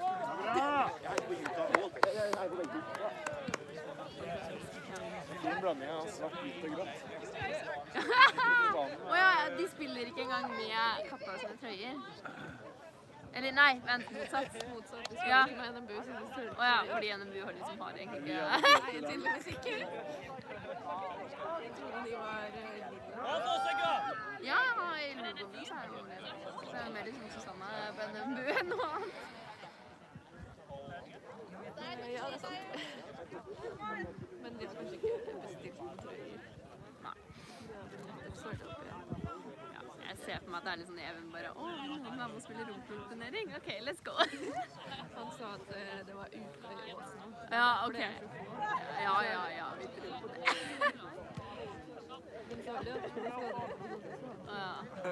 Jeg er litt redd. Bra, Stein! Pass på nå, Stein! Pass på! Godt tilbake!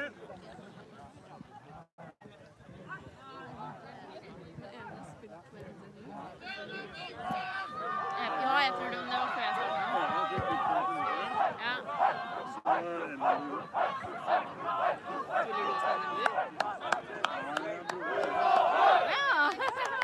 Hæ? Men han fikk dere ikke med til å begynne å spille? Eller liksom, han fikk dere ikke med til å spille? Nå spilte jeg på Jonas. Ja. Åja, ok. Ja, ok, ja. Du som tråkket over, du hadde spilt mot oss. Hæ? Ok. Går det med foten nå? Jeg har fortsatt vondt.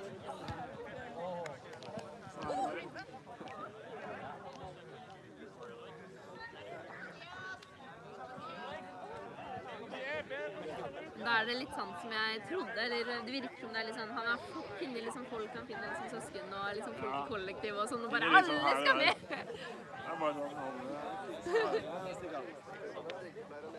Det er bra. Oi, men hvor mange er dere? Var dere til å begynne med, liksom? Oi! Ok, men det er ikke helt bra, da. Det trengs jo alle. Ja. So, do you need a snitch here? I heard that. I think we need. Yeah. I heard that this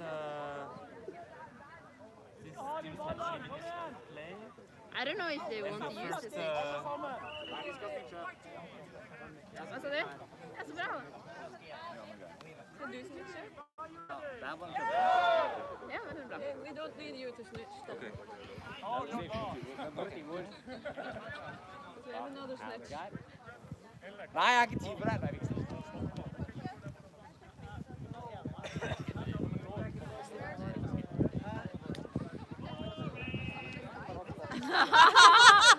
Oi, oi, oi.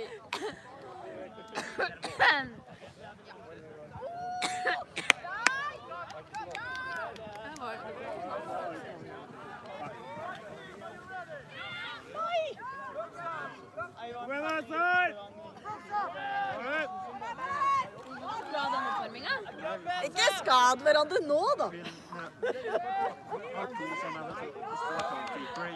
I kampen som begynner der nå. Så... Nei. Det kan bli jævlig dårlig. Fordi, ja, for vi skal spille om 10 minutter.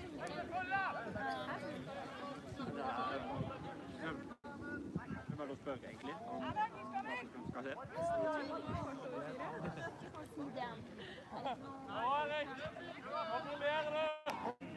Det er dommer der.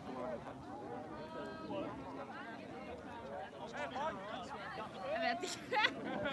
Jeg vet egentlig ikke.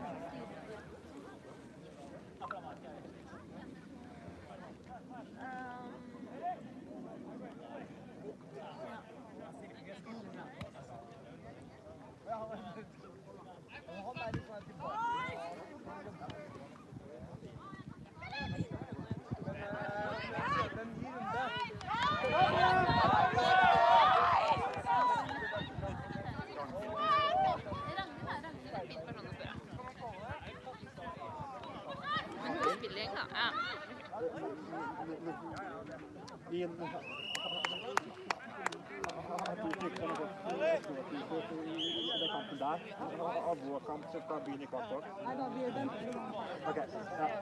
Ja, da blir det fint. Ja. Er det noen skår fra forrige kamp? Jeg vet ikke. Hvem vet?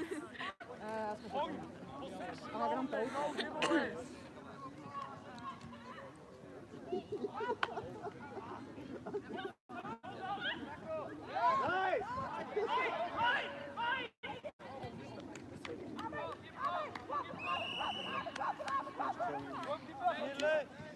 Jeg ser ikke noe svære oransje. Jeg skjønner ikke hvor de skal bare vente på den kampen er ferdig. Ja, ok. Ja, greit. Det blir kvart over kanskje. Ja. Jeg tror vi kan flytte den opp. Det tror jeg, for det her er Albus sin tur. Ja. Ja, og den andre siden det er ikke livestream på det. Kan vi stjele det? Ja. Det er bare fordi der er vi en ordentlig kamp, her er den friendly. Ja, ok, da så. So, sorry, to guys. people watching, we're just moving over to an actual game.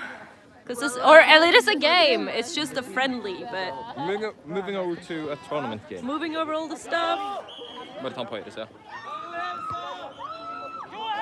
And there we have NTNUI 1, who just scored against Albus Humlesnurrs Disipler. Og Albus Dumbledore's Disciples. For short, the Disciples. The Disciples.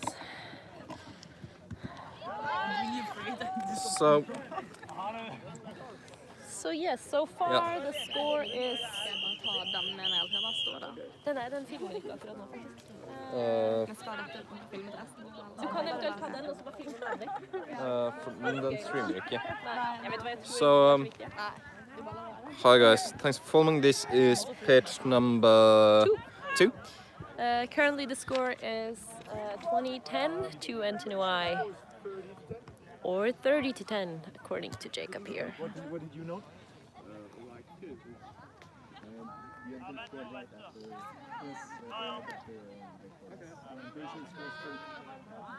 And it's now corrected to 30 to 10. So yeah, NTNUI, the team of the Norway's Technical and Scientific University, and we have Albus, all the disciples, which are the team for the Norwegian Sports Academy, and NTNUI now 30 points up. Both teams are sitting in the first group, as we had 9 teams competing in the tournament. There have been 3 groups, which then played for a seed in first, second, and third group. And these are the games that we're playing now. So the first seed, 1 match has already been played, NTNUI versus OSI. And that ended with a sudden death. A goal to NTNUI. In second overtime. Second overtime. There's no sudden death in the first game or the first so overtime. 2 catches for OSI, and who brought them into second overtime. Yeah. And So then that was- NTNUI scored in the second overtime. Absolutely, exciting game. Let's get back into the action. One pass unfortunately does not get it through as the NTNUI chaser is on it. Ooh, that looks like it was from behind. That didn't look good. It is but deemed good. But a risky tackle. We also need somebody who just like thinks the ball there and just runs across with a buff, just in.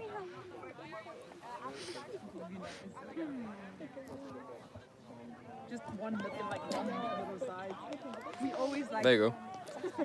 Step, and then. I can practice.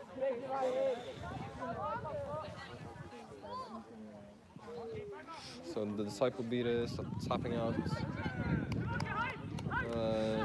Chasers from NTNUI. But in the end, NTNUI won the ball through beater play. Now charging through. Let's go. And it's it a looks brimstone. like something happened. Looks like there will be a card. Yellow card. Contact on the neck. Looks like for me. Indeed. Yes, contact to the neck.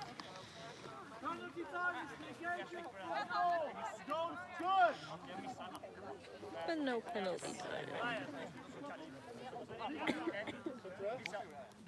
Ja. Men du fikk med deg at du kunne sparke nå? Du kan sparke bare én gang, og så må noen andre ta på den igjen. Ja. Bare vær forsiktig med å sparke i nærheten av andre sender. Men ikke gjør det hvis det er farligspill. Nei. Det å skli mot noen, hvis det er noen i området, da vil du få guiden. Ja, ja. Wow, they put it in white tape. That is so helpful. Let's turn the camera. Let's get you guys a view of the actual playing going on. So the sun is about to set. Harløkka idrettsanlegg. And we will play into the afternoon.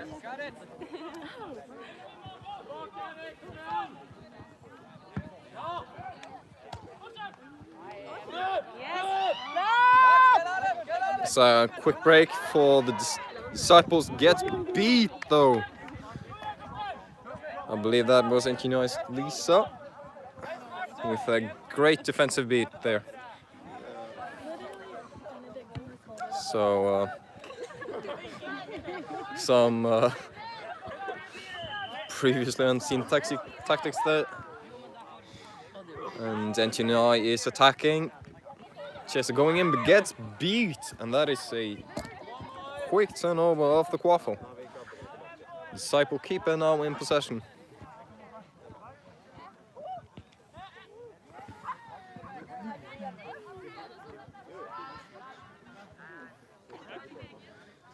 looking for his passing opportunities here. Tries a long pass, goes directly into his chaser. Good pass there. And that is so close. Hits the hoop, bounces off. Oh, and NTNUI chaser blocks it. Then gives the long pass. NTNUI chaser completely open at the hoops, but he misses. And that is turnover now in the possession of the Disciples. A good reset pass. Going for the long shot, but that misses. No goal. Score is currently 70-1 in favor of NTNUI.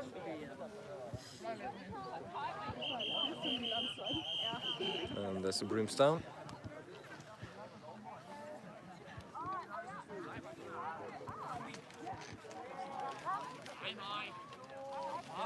Ja?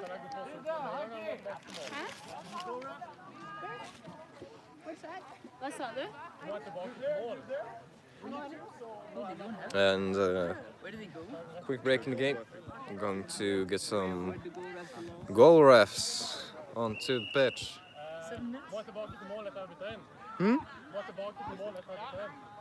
Var han off når han bytta? Nei, da er det bare å gå.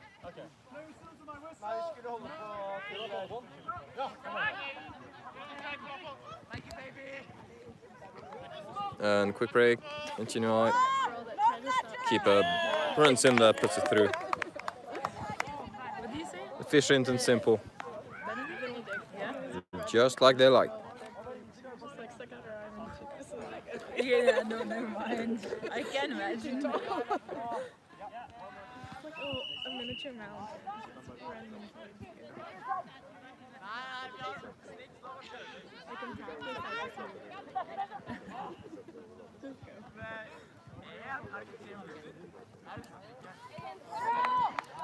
And that is a first pass behind the hoops, then a shot goes right through the middle hoop.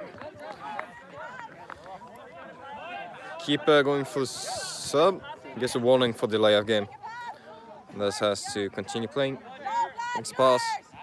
No Bloodsher situation here, being called from the sideline. Bloodsher coming in hard. And there are 2 chasers versus 4 NTNUI in front of the Disciples hoops. And the call gets taken by the Disciple keeper.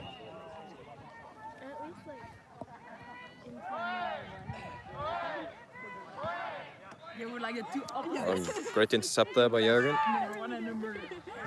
The keeper of NTNUI. I also believe he is the captain. Veteran player, also on the national team. Number 42. He's in without his towel, actually, which is quite uncommon.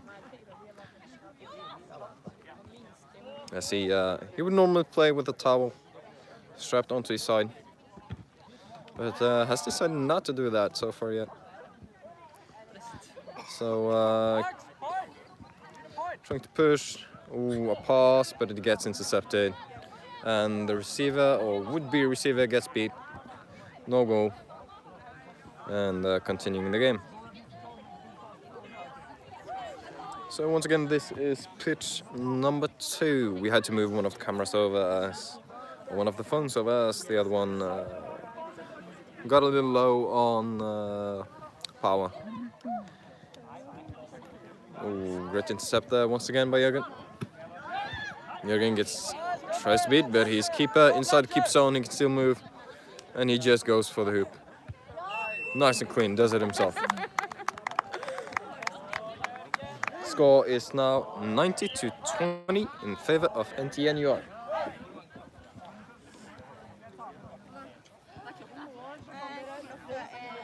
Oh, that's the wrong shirt.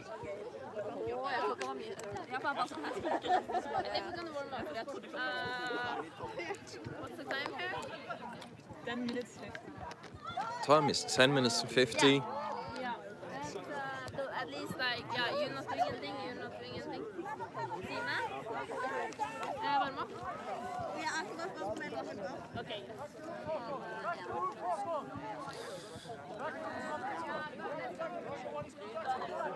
And the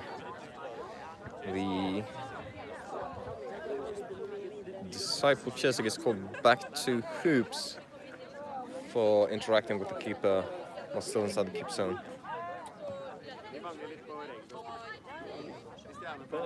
Oh, great pass there, goes straight for the receiver. Oh, and that is a nice block. Lige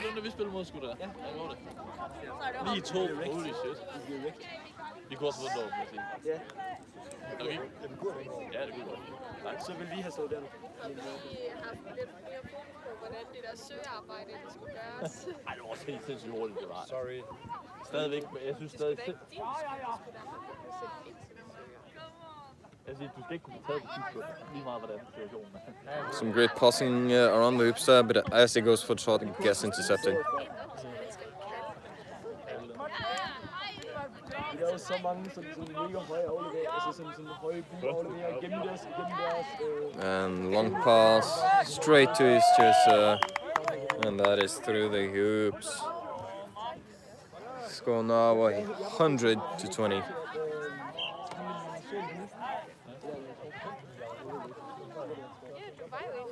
Han er mega aggressiv som franchise.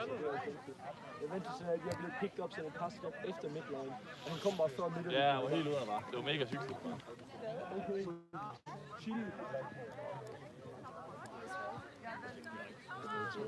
Nej.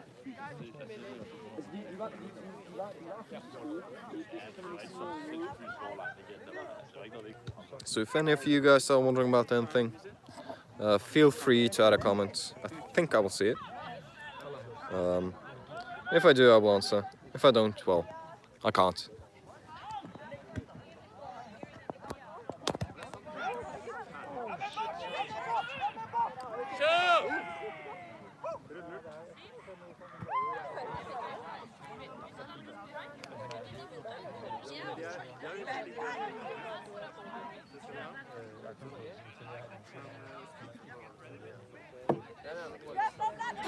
All right, since Trim is apparently not commentating at all, I will That comment. is goal for NTNUI.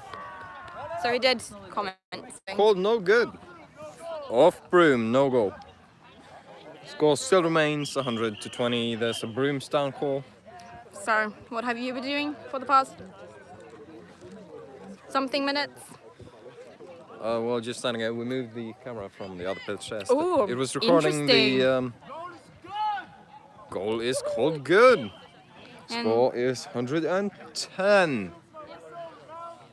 Mattia? 2. Mattia? Time? 14 minutes. Yeah, we are 14 minutes into the game. Okay, so it looks like Albus, Humlesnurrs, Disipler is taking it kind of slow. We're calling them the disciples. The disciples? It's much easier to say. That's, yeah, I agree. I always just call them Albus instead. Ah. But disciples is better, it's more fun. So Yeah. we can see NTNUI. Oh, NTNUI are crushing them? Okay. NTNUI is doing pretty good in this match. They just came off a double overtime match with BSI, so that is excellent, being capable of running as much as they do. Great stamina show from the side of NTNUI. Yeah. There is the Long pass see over to the another- NTNUI chaser, and he's beat, but the next chaser picks it up. Goal is good.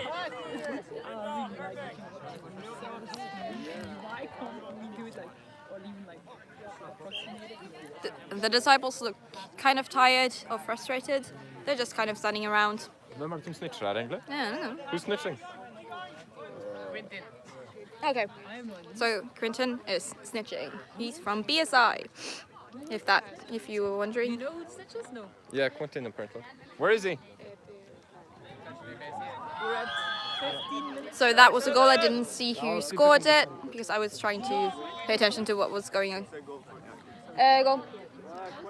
So now the score is 110, 120 to 3 for NTNUI. So they are walking up with the quaffle, and NTNUI had dodge control. They lost it, but number 32 still scored a goal.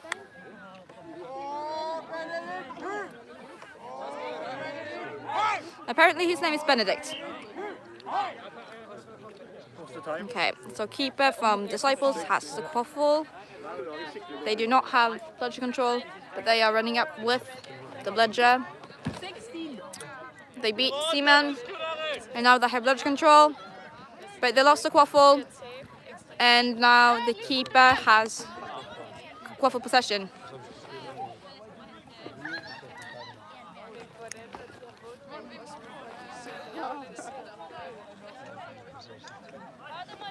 I hope you 5 people who are watching this are enjoying it.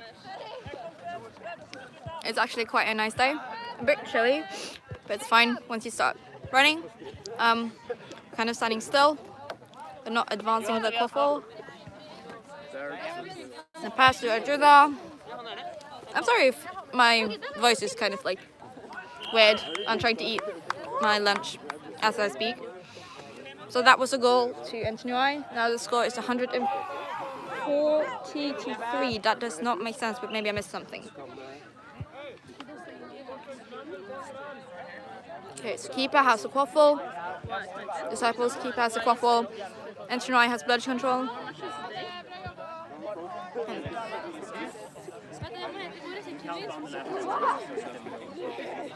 They are walking slowly up.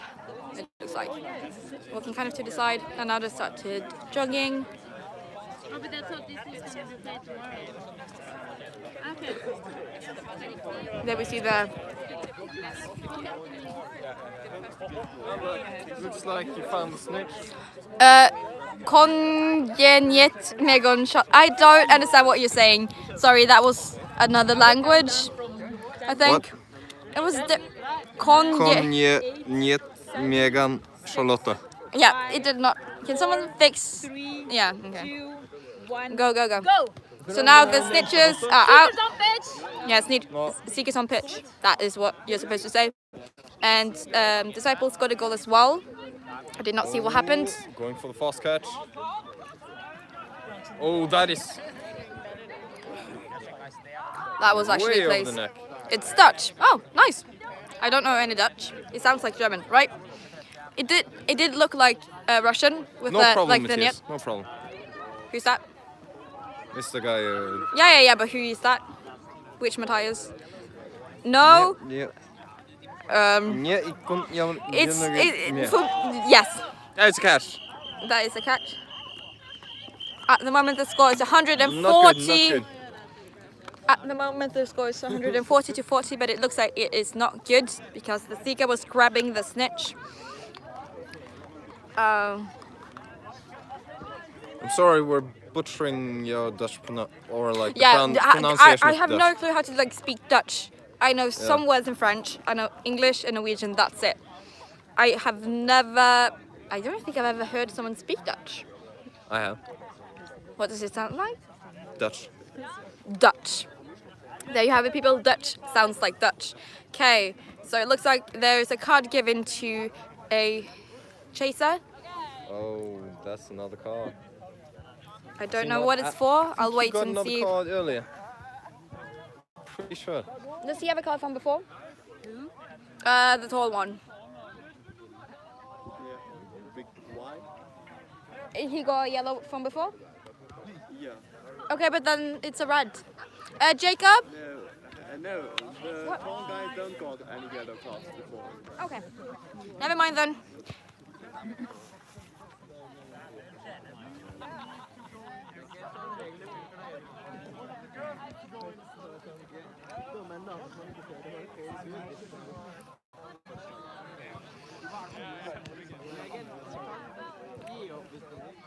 And NTNUI is saying it's fine. Yeah, they're talking about gender. It's the second team playing on the other pitch. NTNUI 2, is that what you're asking? There are no teams playing on the other side of the pitch. NMBU forfeited the game and played with some mercs, and it finished beside the snitch. You know, just humble bragging.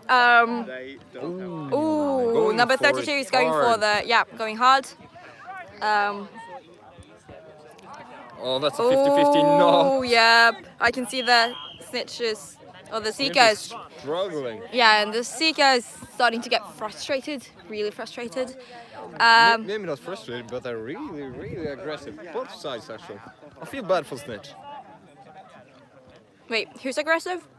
Seekers. Oh. Going at it. Yeah. Like They're madmen. Yeah, but they are Oh, and supposed that's to. a goal Ooh. for the Disciples. And now the score is 150 to 50. Only 100 points up. Yeah. You know, they only have to score a couple of more goals. And Disciples. Oh, he is definitely off Broom. Who His is? Broom was up.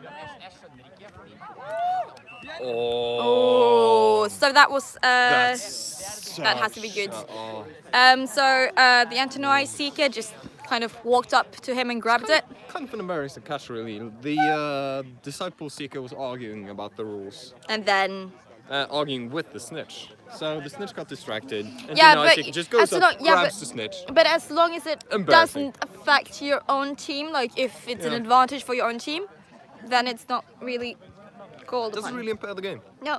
I think it's good, but Yeah. got to So feel catch bad is about good. that. Gotta feel bad. Like I said, he was feeling frustrated, and that was the goal. The score is 180 to 50 for NTNUI 1. After they caught the Snitch. You can see the refs walking off the feels pitch. bad. And then, it Feels looks bad, like they're celebrating more than what they did when they won the last match. So at the moment, it looks like NTNUI is in the lead, if I'm not mistaken. So they will be first. NTNUI won. Yeah. They're not in the lead.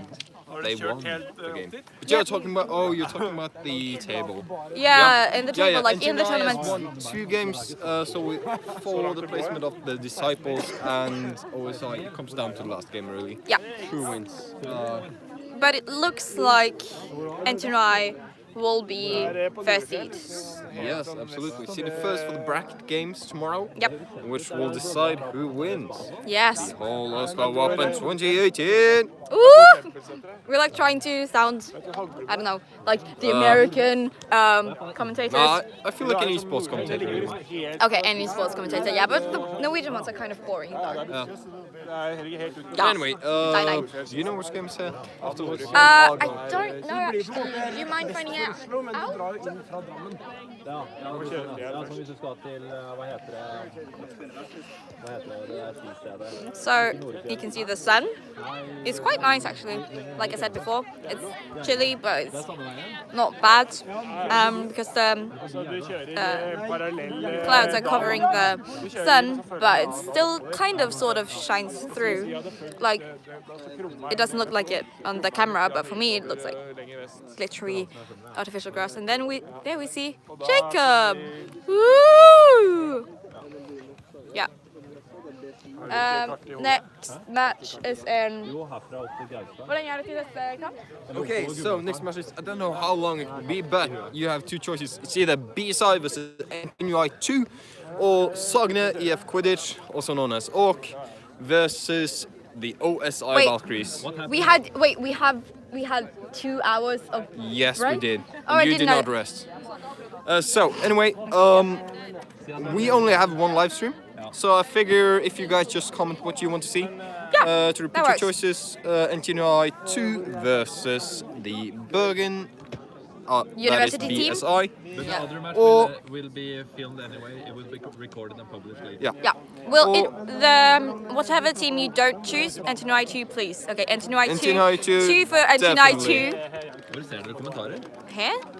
Er det på Facebook nå? Ja. Hvorfor streamer du? Ja, nei. Her er vi på YouTube? Ja. Ja, vi bruker ikke. Oh my Okay, god, guys, yes we are on YouTube, I'm sorry. I thought we were on Facebook. We are not on Nei, vi er Facebook. ikke det, for we are streaming on YouTube for the first time because Ja. it's the higher For the quality. first time in forever. Yeah. Oh, I'm so sorry. For the first time in history, it's gonna start raining men. Welcome to Quidditch. It's raining men. Hallelujah, it's raining men. That's enough of that. So yeah, we're going to stream the NTNUI 2 game versus Which BSI. is where? Which pitch? I It has to be that believe- pitch. Yeah, I believe it's that pitch. Yeah. So we're going So- to move pitch. Let's take you through the whole tournament area. Oh my god. Oh, look at pitch this. 2. Oh my god, it's pitch 1. Spectators, and you can see NTNUI 2 and BSI warming up, just passing. Oh, there we see a Frenchman walking. See, this is a miracle right here. If you look at the... Okay, What is a miracle? the miracle here is that BSI is at the end of day 1 and they still have a full roster. No, they don't. Or like they No, still they have don't. enough players to not forfeit any No. matches. Oh, yeah. Okay, that's true. They have Yeah. lost 1 or 2 players. So which we is, can like, look less at, than the oh, Disipler. look at that. Oh. is Warming up. amazing. What are you trying to do? Like stable I'm it? trying to stabilize the camera. Like that? Probably. Yeah, I guess, maybe. It's pretty Let us know if it's crooked or in any way. I think it's a bit higher than one corner. Oh, damn it. I'm sorry for that, guys. Yeah, anyways, we'll get into the game when it starts. I think it will be, well, it should have been 15:45. What's the clock now? Oi gutta, vi er ferdig for i dag. Time is it? De forfeitta. So it is 4:05. We'll start as quick as possible. Some news. The last match of the day, the Albus Disciples have forfeited Get your shoes off. Thank you. their game. No problem. I don't know what you said. Thank you for the update. For moving the camera, I presume. Anyways, no problem, Matthias. Our pleasure. We're here for you guys. So yeah, last game OSI versus Disciples. The Disciples forfeited. As someone said that, so we will not be streaming that game. So this will be the last streamed game of today. Yes. So you did decide on NTNUI 2 and BSI. I'm just reminding you, NTNUI 2 Yep. and BSI. For those of you who might want to change your mind. What? Can we change the time? Oh my god, there are effects. What? Oh, thank you again. Yes, you're welcome, Matthias. Maze, you're Please. amazing. Ha, ha. Oh. Her er et kult snitchebilde av deg. Få se, få se, få se, få se.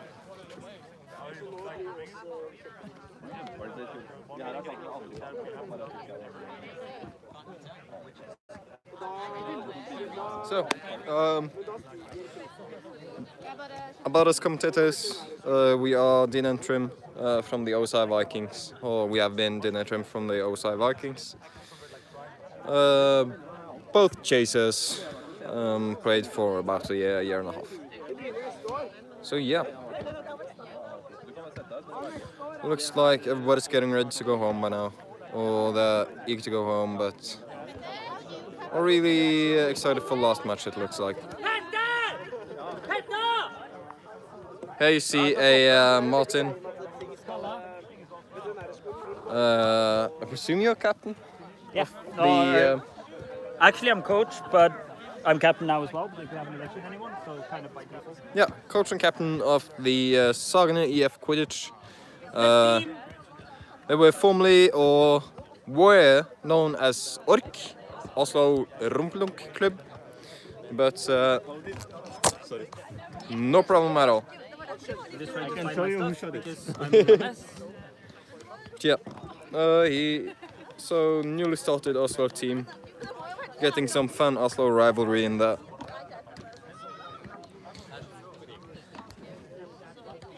I'll go and check for you guys how long it is till the match starts. Just hold on, I'll see if I can. Here's some NTNUI 2 warming up. I know you guys love them.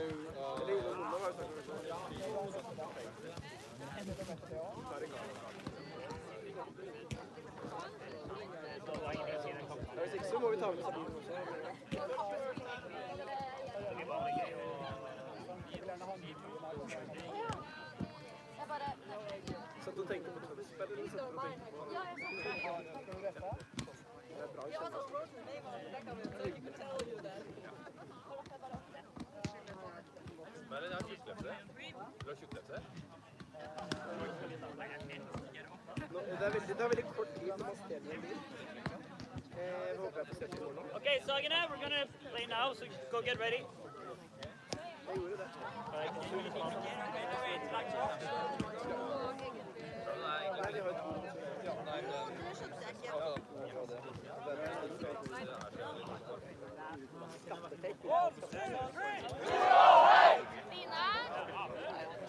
Which pitch are we on? That one? Ja, så siden vi har på plass, så kan det på en måte...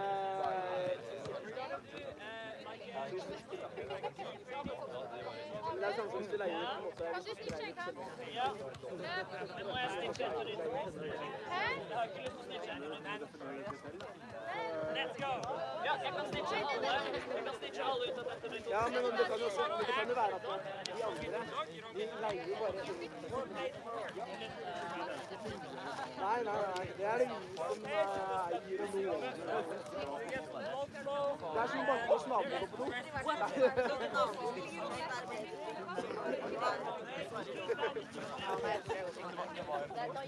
Okay, and I am back. I'm sorry for keeping it so long. They're trying to find some refs, so it's a bit hard for them at the moment.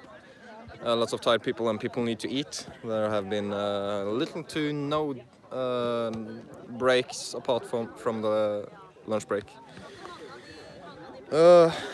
So yeah, about the match. Or on the other side of the pitch, we have on the other pitch we have what was it? Sagene versus NMBU. No, it was Valkyries versus NMBU. I'm sorry. They will be fighting for basically nothing, as 4th and 5th seed will meet each other tomorrow anyway. So this is the third group. So I'm not sure how the first match ended, but they're fighting for, the third group is fighting for 7th, 8th and 9th seed, which will play the 1st, 2nd and 3rd seeded teams tomorrow in the bracket games.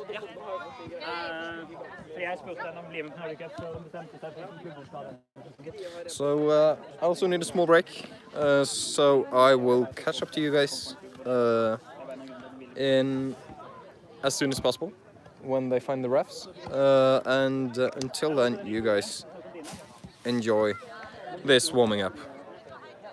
I just pan it to NTNUI too, and like that. trenger også litt så generelt goal-refs i sekretariat. Da har de regnet at da trenger de... Det har vært 5 minutter på lenger på oss. Helvete! Det viktige for meg nå. Nei, det vil jeg det. Gi meg det.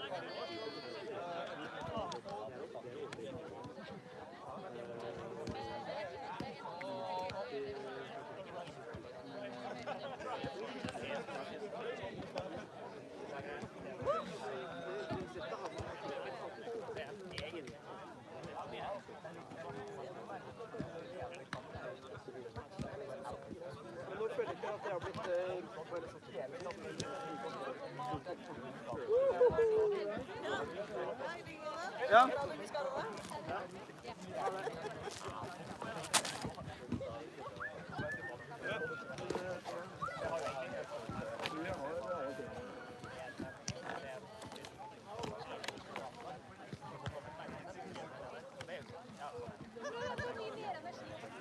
Skjer det noe her snart, eller? Nei, håper ikke det. Jeg ble lurt. Det hadde vært 5 minutter raskere til å gå hjem. Da hadde jeg sluppet å være sekretariat. Vi skal jo ikke ha flere kamper. Nei, Albus forfitta. Så vi er ferdige på dagen. Ja, vi er ferdige på dagen. Og det var de som skulle liksom? Nei, vi skulle spille, det er Sagene. De som var der sist jeg stod meg? Kanskje. Men vi skulle ikke spille i denne slotten, vi skulle spille neste slott. Eller var det den? Jeg vet ikke lenger. De forfitta de Disipler. Det skjedde i hvert fall. Bra, jeg har den trusty. What are we waiting for? Referees, I guess. Okay. Ja, som denne jerseyen jeg bare liker over.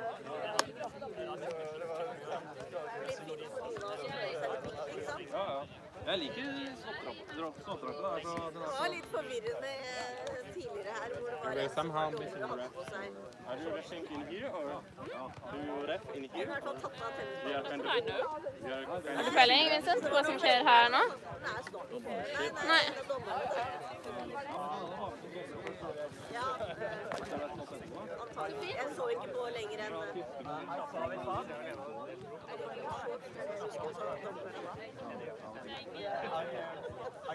Men det er ingen da, det handler ikke om.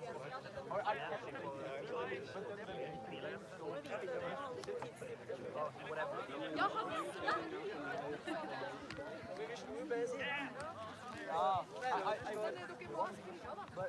I feel like nice. Men det òg kan vi ikke bare møte opp.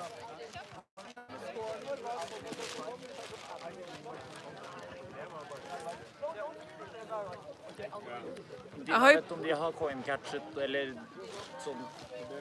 Er de på riktig side? Det er Stein som har oversikt. Okay. Ah, yes, the trusty bongstand. Hvor mange kamper har jeg dømt nå? Det har bare dømt en ekstra. Jørgen! Nei, vent!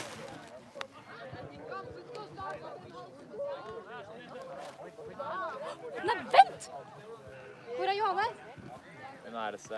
Kan jeg ta en lapp og si at jeg har dømt en kamp etter lunsjen? Hun må skrive under på den. Ja, jeg vet det til derfor, men Johanne er der oppe. Hvor er plassen? Hun er der oppe, så kan hun bare si ja, hun får den gratis. Er du på vei hjem, eller? Nei, jeg skal ha den. Ja. Det er bra jeg lastet med den trusty Quidditch Timekeeper-appen. Den er faktisk featured da. Da kan jeg gjøre alt på mobilen min, inkludert blå og gule og røde flagg. Vi har jobber. Kan jeg være scorekeeper? Ja, bra, velkommen. Så da, jeg skal bare flippe den her. Vi kan sammen, kan vi bruke denne appen her? Vi må bare ha noe. Vi må ha noe.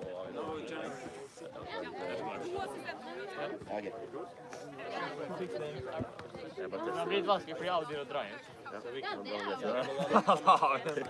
tydeligvis være et slott til. Er det her?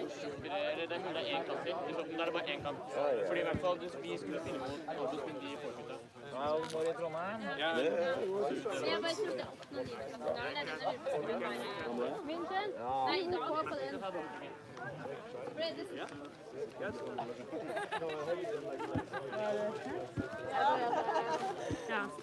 jeg synes det er så mange da. Ja. Ok, har vi 3 jobber her, eller er det egentlig 2? Jeg chiller. Ja, men jeg vil gjerne ta den her, bare den. Du vil bare ha det, greit? Da kan jeg, da er jeg timekeeper. Jeg kan ikke ta hva som helst. Jeg kan være timekeeper, og så er det scorekeeper. Det er en som gjør det, er å sette de strekene her. Ja, og hvilke nummer? Ok, Arch, tar du flipperen? Nei, vi kan, de 3 av oss sammen klarer dette her. Ja, det er det vi gjør. Arch har vært legendarisk om hele karrieren. Det har alltid vært jobben.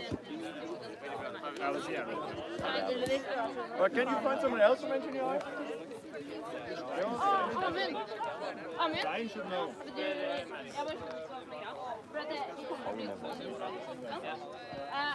Vi kan godt kjøre det her som den. Nei, det er det. Men det bare står at vi Og så fyller man forsker. Jeg skal gjøre det. Gidder du å se om du finner en lime tafel? Ser du den oransje og grønne sekken der? Gidder du å se etter en lime-flaske der? En taffelflaske med lime? Stein, har du funnet ut av hvilken side folk spiller på? No, Nordic Cup. This time, you Yeah, can't So, I'm not going to comment. Sorry if you will miss my voice, but I'll ref. So maybe you'll hear me yell beat. Yeah. Dina going for the assistant ref. Personally, I have no ref education, so... Well, I'm not certified at all. I just have experience. Are you pushing me away? But anyways, we are now back. Tina coming here in front of the screen. We are going to start as quick as possible, I believe.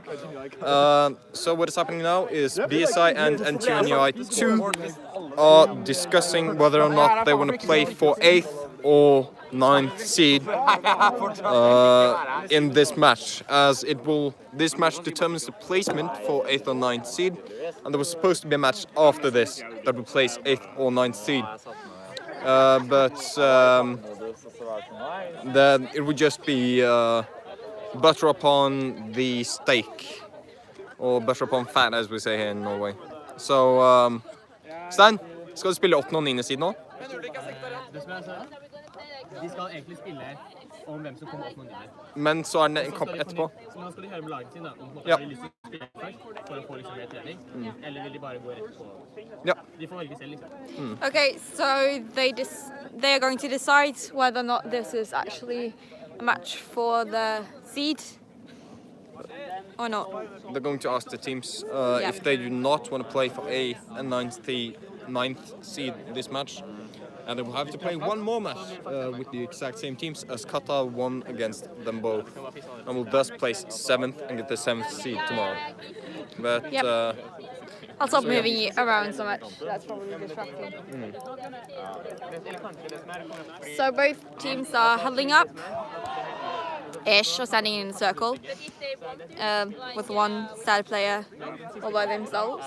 And then we see NTNUI 2 with Amund with his back turned, talking to them. Sounds like the tactic here from NTNUI, if they don't want... Wait, is that one the New Jersey? Cornelysen, den nye Jersey? Ja, ingen av oss. I don't know how New Jersey sa. Stein? Den som Daniel har på seg, den nye Jersey? Den er sting. So, see number 14 as a new NTNUI jersey. Oh, you can zoom in? Oh my... sorry. Revolutionary, no? Oh my god. Yeah, and I think that's ugly. I can see why. Personal. Armin, what do you think about the NTNUI jerseys? Amin. Question, come on. NTNUI jerseys, aesthetics, how do they look? The new ones. They are incredibly unique. They stand out, and they really they're a culture and identity and a feeling, and what you see on the stripes and the colors. And what we've done with the new version is just making it even clearer, more beautiful, and you can even wear them safely when walking at night. You look like a reflex vest, and that's like, so they're like multi-purpose, engineer-oriented, and then they're just like the full package. So that's the full package. So here we see the answer, the definitive facts about the NTNUI jerseys. The full package. Full package. Absolutely. Yes. There we have the answer to that question. Come on, they are really ugly. Yes. Okay, so I agree with... Oh, I don't know how to pronounce it in G. They're a bit cool. I mean, I like the old ones because I like the arrows. The new one is kind of sad without them. I mean, look the arrows on the shoulders are gone. If you can even see that one player here on the far right is trying to emulate the arrows because he likes them so much that he has an old jersey underneath the new jersey. That's because it's cold. I don't know how many degrees it is. Probably. I think it's around 7. Between 10, around 10. There we see. I was going to say 10. He's gone. There's a bit of sun. Afternoon sun here. Afternoon sun. There we see the captains meeting. Someone. Malin?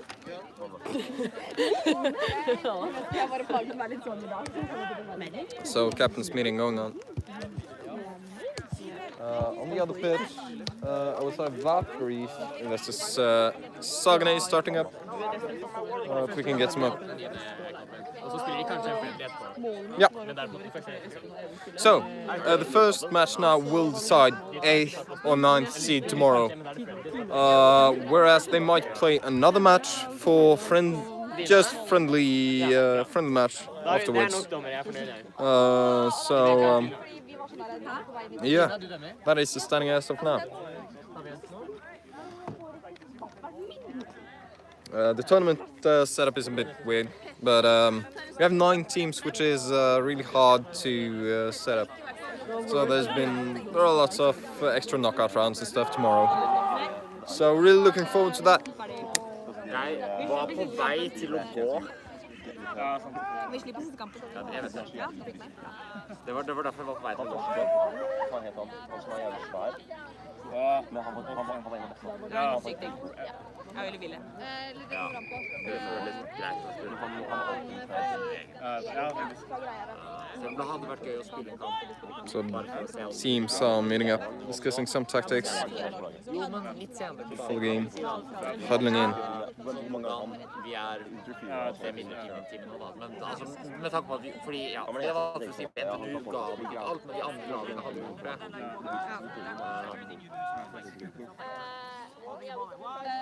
Fikk du med deg hva de bedømte? Dette er determining. Dette er Ja. seed-spill? Ja. Jo. Dette er den kampen som teller. Ja, men da var faren min.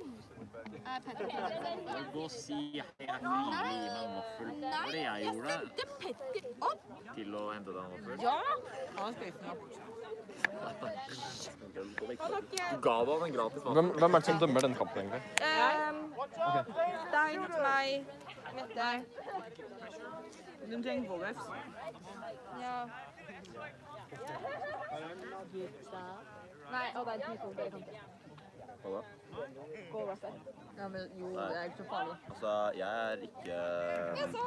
Nei, men jeg prøver å si sånn, jeg er ikke til å stole på.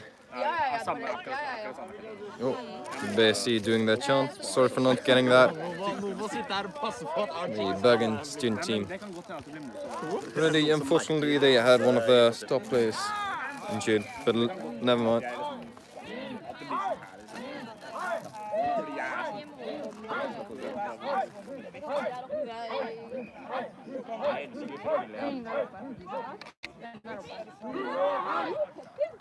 And that was a Huenda high for NTNUI. The classical chant. Okay, alright, I have to move out on pitch. I'm gonna be running around in boots, which is interesting. No problem. Boots No are problem. I mean, a fineness. what's better? Cleats or boots? Yeah. High heel boots. Like that as well. High heel boots. Not just normal boots. No problem at all. No problem. Don't think I If can I do trip it, and though. fall, I'll blame the boots. And we will have a lot of fun in chat. Oh. Og det er et par andre her som burde spille på vei. Starting lineups. Men de har ikke sett min bakgrunnsdager. Han gjør shit. Getting ready here. Ja. Har de Janis? Hvorfor er ikke han her? Han var Janis. Det er det da. Er at han burde spille Er vi klare oss uten? De er en side hver. Hvem er snitchen deres da? Ok.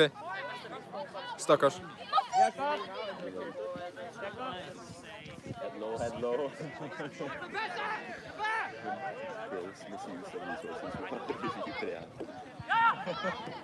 Gutta Knut som alle satt med ignorere. Ja, det er litt det. Smoren skal ha styre på den her. Jeg tror den beste dagen. So I believe that both teams have lost all their matches today. Please correct me on that if I'm wrong. NTNUI 2 unfortunate enough to get placed with both OSI Vikings and Sagene EF Quidditch, consisting of a lot of veterans, both from OSI and some NTNUI players. So they were in the death group of the tournament. But now they're here ready to get some sweet revenge and ignite the torches of victory, so to speak. We are just waiting for goal refs. Sånn. BSI. Nei, jo. BSI against NTNUI. Se på den flotte Quidditch-appen. Å, så god den er. Ja, veldig bra. Jeg er stolt av deg.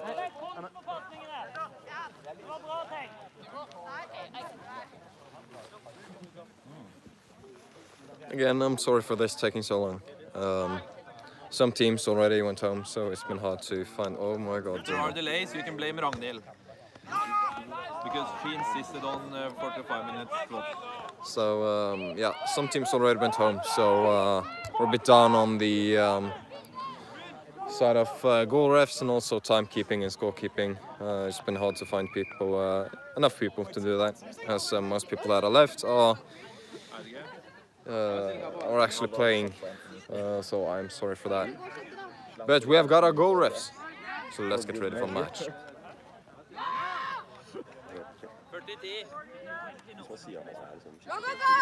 And as it brooms up, and it is won by NTNUI. Let's go!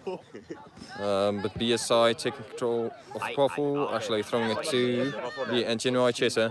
NTNUI chaser puts it through. That's 10-0. The first goal of the match for NTNUI.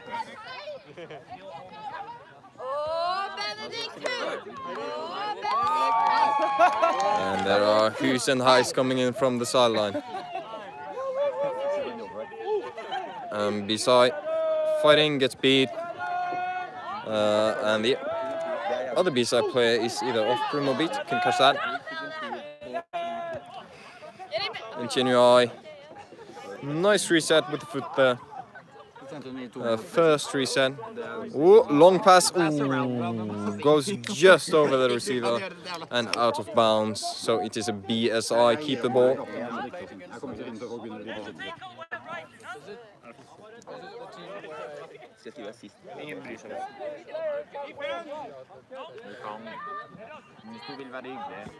BSI here.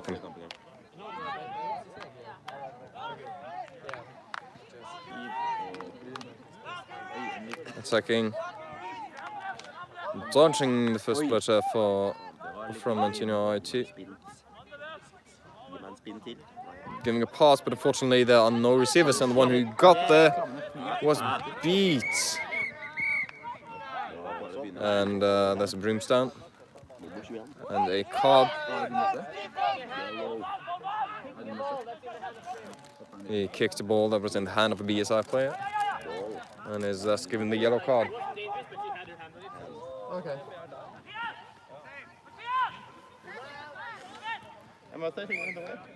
And play resumes. And the BSI player is brought down by the keeper. Taken far outside the keeper zone and out of dangerous territory. Ball is dropped, beat. Bergen keeper also beat. Some nice defending here from NTNUI side. And Bergen beaters are just tearing up their team. And he actually goes for it, and that's a BSI goal. Taking advantage of the beating here there from You're off room, 21! You're off room! And that means the penalized player is back on. And it is now NTNUI's attack. Score is 10-10. Oh, and that is a cheeky beat from BSI. But ooh, and a great beat there, NTNUI. Defensive beating his right in the foot. Lots of good plays going on here, both sides. NTNUI keeper now in possession of the quaffle. And he just goes for it, rips it straight through the hoop. Drives it in.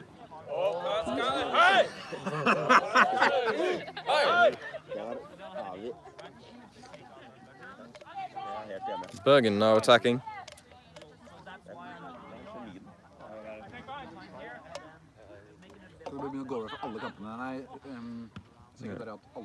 And Bergen has blood to control. Let's see what they can make out of this.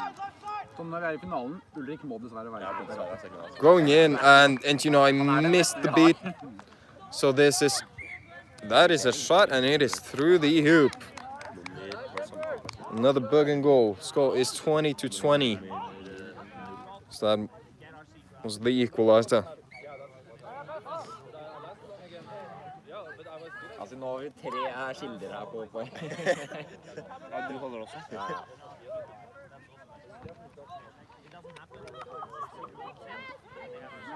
Passing, but gets beat by the defense. Ooh, trying a cheeky beat there, NTNUI. And the Bergen players does not get to advance it through. And there's a brimstone called.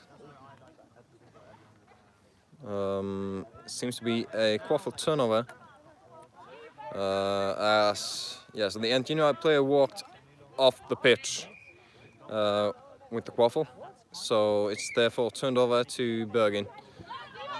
Going for the goal. Ooh. NTNUI beat him, just misses. And seems to be an injury on pitch. Looks like a cramp. Aha, 420. Nice.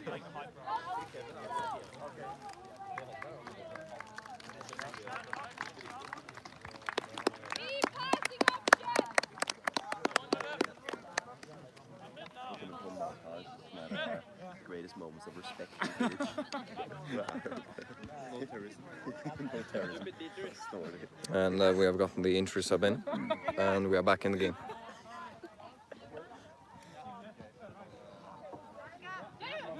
So, not a grave injury, just so everything is fine with the NTNUI 2 player. And he's now stretching out on the sideline. Oh, and that's interception from Bergen. Goes straight for the hoops, just runs it through, and that is a goal.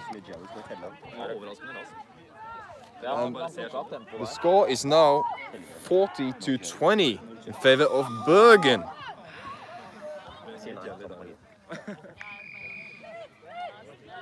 And Bergen made his call for a blitz, but do not see the passing option of NTNUI right in front of the hoop.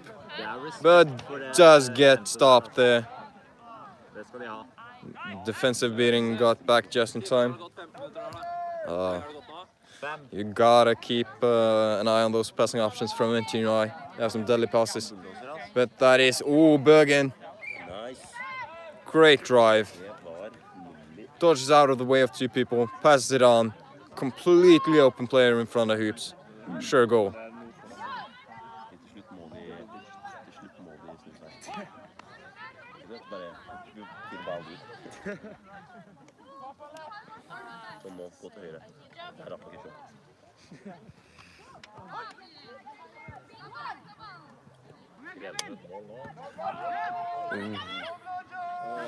Stop spin!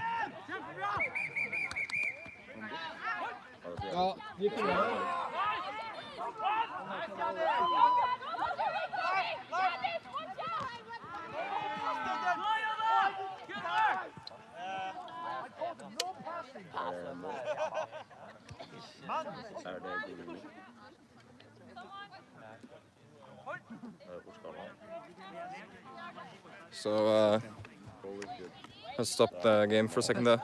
Looked like he got a head injury. Decided to check. I am acting medic on this field.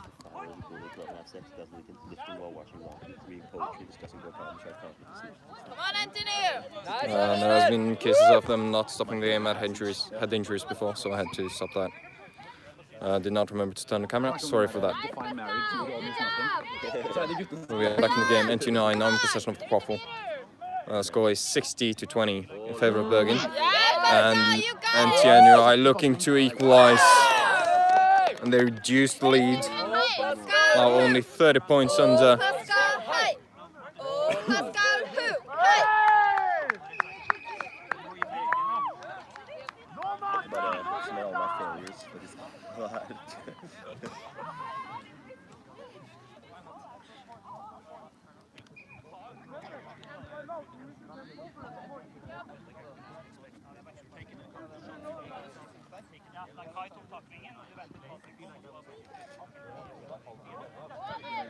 And he goes for it. Bergen player once again drives it through. Kunne dere tatt over her, bare fulgt kamera på banen? I'll be right back. I just gotta check. Ikke forvent så mye kommentering. Det er late på dagen. Men vet du, er det Simen eller er det Arne Skeie? Det er det eneste kommentaren jeg kommer til å høre. Fra Erik. Og så sier han ingenting. 70-30. Ok. Til den til. Yes! Go!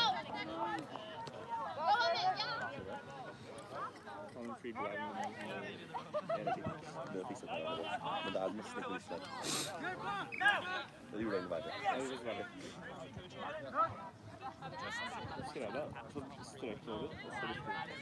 Er det viskelær på den gutten nå? Det er det jo. Jeg har ikke dritt med. BSI prøver å snike fram sluffen bak ryggen. Men det er faen meg amerikansk greier nå. Det... Og klabbene flyr. Beat, beat, beat. Hvem er beat? Hvem er ikke beat? Alle er beat. NTNUIs keeper er beat. Og en catch og en beat. Og midt oppi alt det der glemte jeg å følge med på sluffen. Den er altså her. Og vi har et skudd, men ikke en goal. Var det i keepersonen? Var det ikke i keepersonen? Det så ikke jeg. Var det beat before eller ikke? Det så ikke jeg heller. Dommerne sier mål. And I'm back. Det var all kommentarer. Men ble den ikke slått inn av... Jo, det var... Den ble ikke slått. At klabben slo sluppen inn i mål. Det er mottatt av det meg-linjen. Se, hva er det? Det går fint an. Jeg skal si hva faen. Hva er det nummer 21? Current score 70-40 favor of Bergen. Ooh, lot of beating going on there inside of NTNUI's keep zone. Bergen player is free and he passes it through the hoop.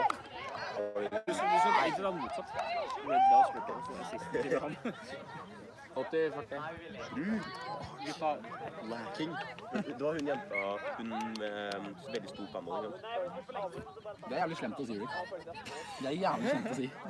Hun med veldig stor pannebånd. Jeg tror det var en veldig stor panne. Det var sånn... Ja, jeg hørte det også. Jeg bare sånn, hva faen? And something happening? Apparently all of NTNUI's player got called off rim. Har gjort en feil. Except for one. Hva var det som skjedde der? Nå? Ja, for alle måtte tilbake til hups. Jeg vet ikke. Det er et godt spørsmål. Det er... Oh, receiver gets beat out there. And Bergen advancing once again. 40 points in the lead. And he gets beat! Nice defensive beating.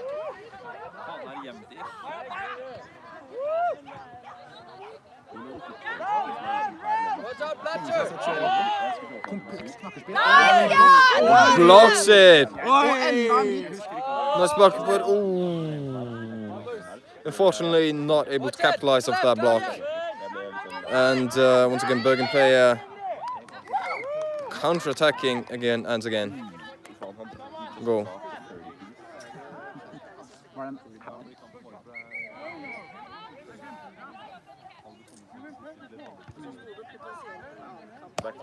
Hvis de tar timeout, så må noen andre ta tida, by the way.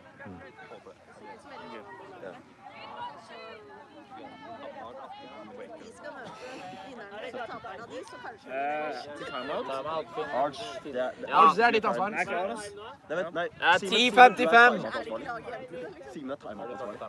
10:55 and we are going into timeout. So we will be back shortly. Simen er timeout. Det er din skyld, Simen. Du var ikke klar til timeout. Dette er den eneste jobben din i sekretariatet. Du har bare 2 timeout, maks. Jeg kan jo ikke gjøre noe for å ringe med mobilen. Er det vi som skal stille opp med mobilen? Ja, jeg kan være der etter det. Men dere er forberedt på jobben. Herregud, du har jo uniform. Dere som vil ha noen epler? Jeg tar gjerne en eplevåt. Bare ta, jeg prøver å bli kvitt før jeg skal gå hjem. Jeg tar 2, jeg. Ja, det. Smalt på deg, din feite gris. Vi skal si fra på tisken igjen. Ok. Jeg kan rope. Ja, vi roper 5 sekunder. Ja. Skulle jo faktisk bare mangle opp. Skulle faktisk bare mangle Siden det er ansvaret. 10 seconds left! Nailed the job. Du kommer til å få den jobben tilbake. Timeouten er ferdig! Helt perfekt. Nå kan vi ikke rekke ut jobben. Han snudde faen meg. Det var en dårlig start. Men du snudde. Jeg vet meg i tunga mens jeg sa det. Jeg sa det jævlig. Faen.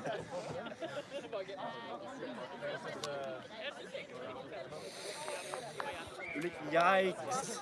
Yikes. And we are back in the game. NTNUI's timeouts. Score is currently 90-40.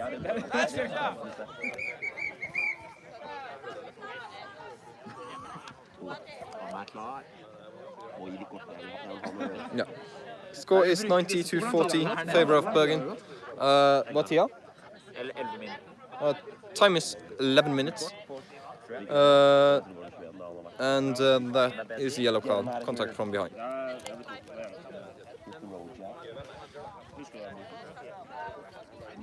Du kan sette deg her.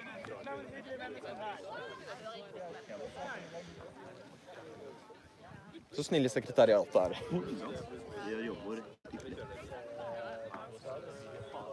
Det er ikke noen rookies. Come on, yeah! Lots of passing in front of the hoops. Actually realizes the bloodshed is getting to him. Oh, ooh, nice block by Bergen player. Sees the hoop, goes for it. Again, 100-40. Du gjorde ikke jobben din. Bergen player. Why are they asking what? Husk at Nei, jeg har gjort det. Jeg vet om. Jeg skulle gjøre jobben. Jeg tok tilbake. Alright, you're on in. Du er på om 5 sekunder, du er av linjen når du kommer inn. Klar, ferdig, kjør. Ja. Bergen once again counter-attack, this time stopped by NTNUI beaters. Long pass, ooh, goes just over Vilde. Unfortunate there. And once again, Bergen going for the counter-attack. NTNUI beater is prepared though. Han facebeata. Du ser at det er første gang Face-beat. du ser det. Du så det på reaksjonen hans at det er første gang han har facebeata. Jeg misset det. Det er det jeg liker å se. Veldig mange førstegangsspillere som holdt på en dag. Du så at det And block, ooh, unfortunately not through for NTNUI.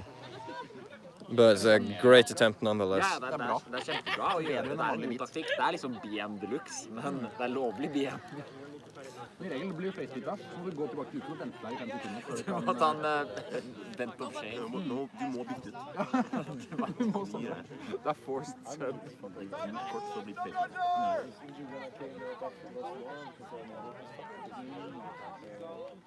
Bergen. Cheeky shot, but it goes through the hoops. 110, yeah. Score is now 110-40, favor of Bergen. Tiden er 13:30. Time is 13:30.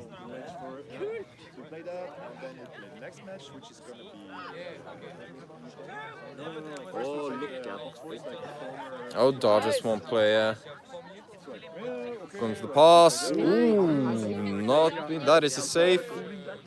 And yeah, passes. That is beat it on the case. That is a beat.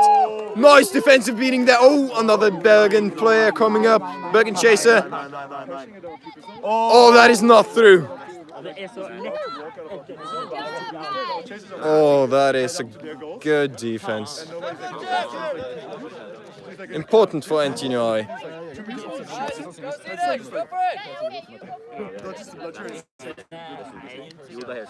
And once again in fast break, Bergen.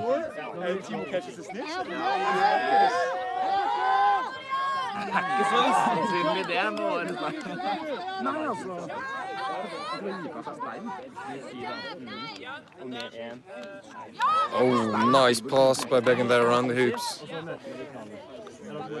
Bergen chase, Bergen's mill chaser there realizes it's not getting through. There's an open chaser on the hoops. Just pass. That is how you do it. Every time. Like, I bet like, I can run through on this. Så komplikat. Hvordan gikk So we just said like, they had two spiss, like Albert and Sami. Yeah, but it wasn't enough. Det en rangering for en grunn. Oh, NTNUI. Unfortunately, the pass is a bit short. Hvordan gikk den andre matchen? Der vi tapte Sagene. Yeah, that is another Bergen goal on a counter-attack. Seems like that is by far the most effective tactic as of now. NTNUI has to figure out a way to stop it if they are going to come back in this match. 15 minutes and 45 seconds into the match. Score is 130-40. Favor of Bergen. Yeah, because we were like, all veterans. We have no rookies and no education. Good job, Albus! Yeah. The freshest player Does not get through the Bergen beater defense. Charge. See you in the afterlife. Tim, what is that? Det lov å charge. Nei, det blir ikke. He's fine. Okay. He can walk. Yeah, I see a meme. Han burde ikke ringe klabben. Han burde starte med ringene. Well, I wouldn't necessarily go against like. I wouldn't go face to face. Nice hit, bro. Are we down one player?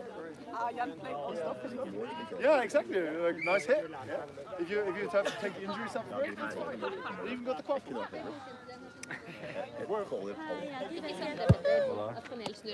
Ja, kan ikke en av dere fikse filme med den her da? We are back. Bit of a heavy tackle.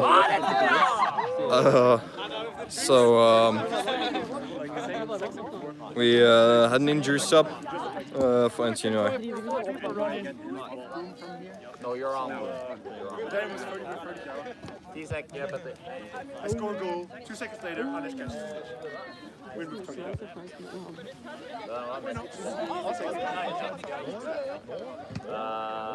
Snitch is loose!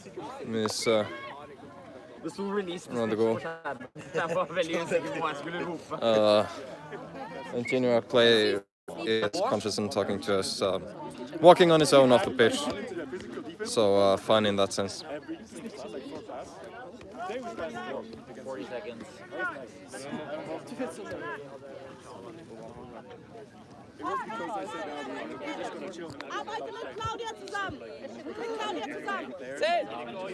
NTNUI. Ah, good job, Claudia! That is a goal! He stands in the hoop!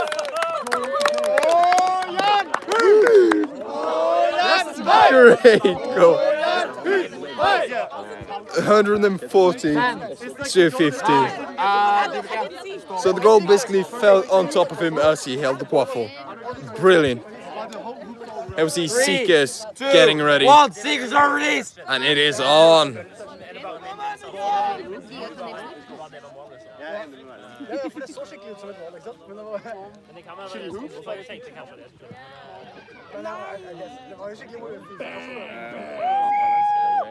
Another goal for Bergen. So looks like NTNUI are going aggressive in the seeking, trying to catch this ball. Just like stand there for 10 seconds because the beaters are not getting the ball. Work together, Pascal, Claudia! Then who falls around you?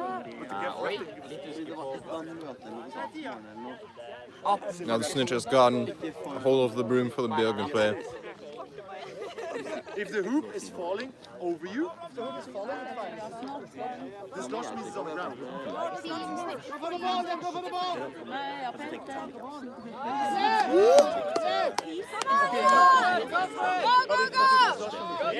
Nice block!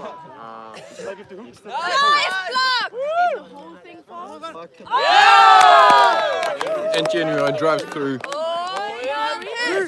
Score 150 to 60. They're going for the defensive seeking here. Come on, Pascal.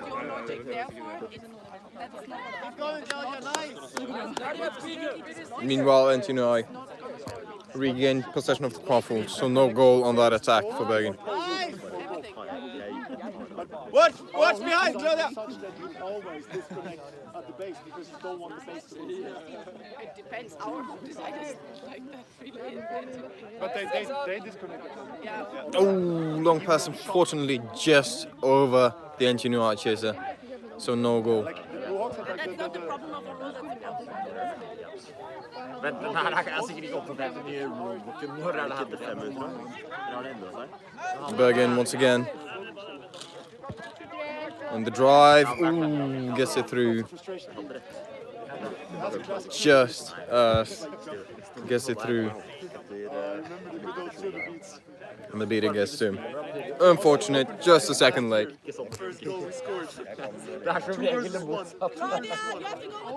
I'm running, guy running to the right. I can pass anytime.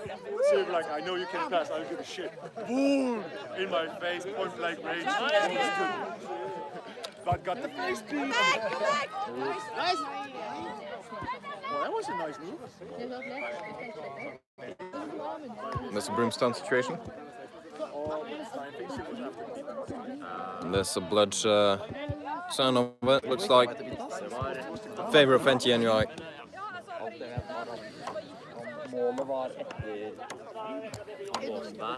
They are now in bloodshed control.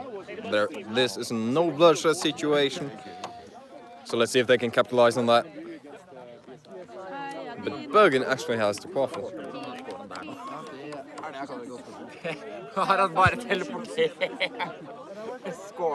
So let's see what they can do with this. And NTNUI unfortunately does not get there in time. That is through. Score is now 170 to 60. And trying to drive it through here. Realizes needs to pass. And nice pass to the chaser. Just get it through. That's another goal for NTNUI. Meanwhile, Snitch is still holding up.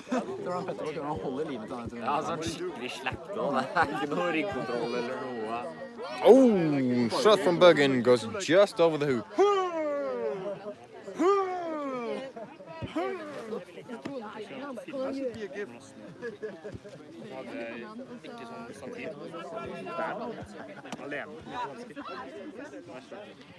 Oh, dodges first.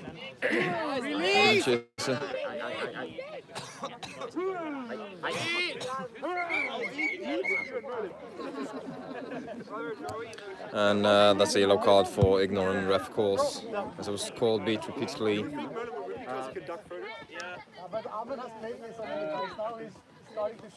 So now, NTNUI. Oh, that is the second yellow and thus a red card for Bergen. Which means they will be down one player. Let's see if NTNUI can capitalize on this. Huge turn of events here. They are, however, down 100 points. Come on, guys, you can do it! So 2 minutes of one player down. Next time you just get the recovery like the reset, bounce the ball with your butt.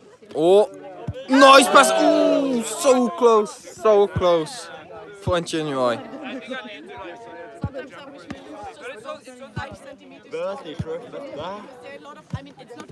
It is absolutely winnable. But Bergen here advancing once again.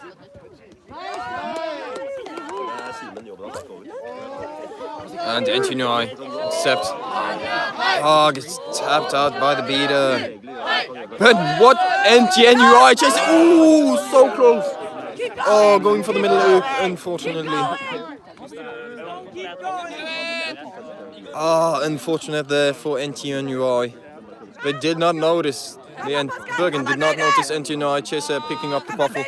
Then now driving through. That is a goal for NTNUI.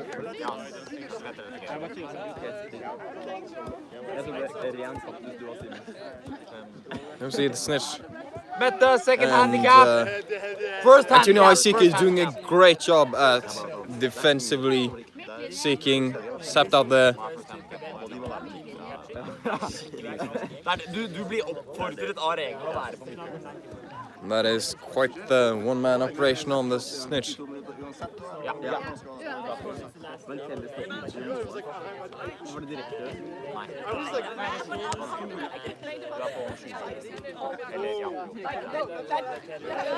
So lots of pledges flying there at once in the middle. They are behind the snitch at this point in time. Bergen play in possession of the ball. NTNUI defense getting tapped out. And looks like they're going for the 18th goal here. But, nice block there, NTNUI keeper. It's a Broomstown. Johanne, får jeg lov til å bytte hvem som captain av laget til I morgen? Du kan bytte hver kamp. Ok, da gjør jeg det. Men captain-bytting mellom kapteinen eller speaking-captain? Eller begge to, vet ikke. Hvis du har en captain og en speaking-captain, kan begge to være til stede. Hvis ikke, du kan også bare kjenne en av dem. Ok, fordi jeg har lyst til å være speaking-captain, men jeg har ikke lyst til å... So another break in the game as we go to another Broomstown. Så da tror jeg bare noen andre speaking-captain, og så bare... Nei, du må være speaking-captain, og så gjør en andre captain som liksom syndebukken. Ja. Going towards the 24th minute here in the last match of the day. And NTNUI advancing once again with the quaffle. She has the gestures. Dodge comes up on the beater. What will he do? Nope. The drive does not result in a goal, but they pass around the hoops now. But Bergen intercepts it. Ooh. Let's try to beat, but he comes all the way through. Unfortunately, once again, Bergen are 100 points up, 180 to 80.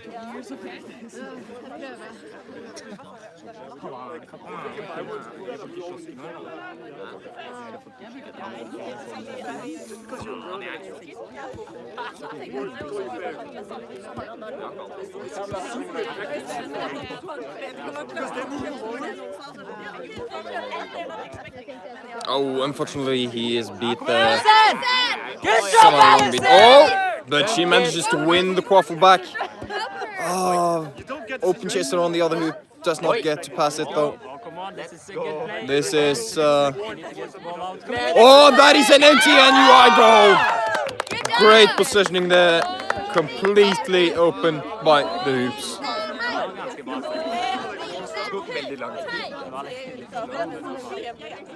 Bergen advancing once again. Oh, no. He gets through, but gets beat. NTNUI keeper going straight for the hoop, and that is another goal. Reducing 180 to 100.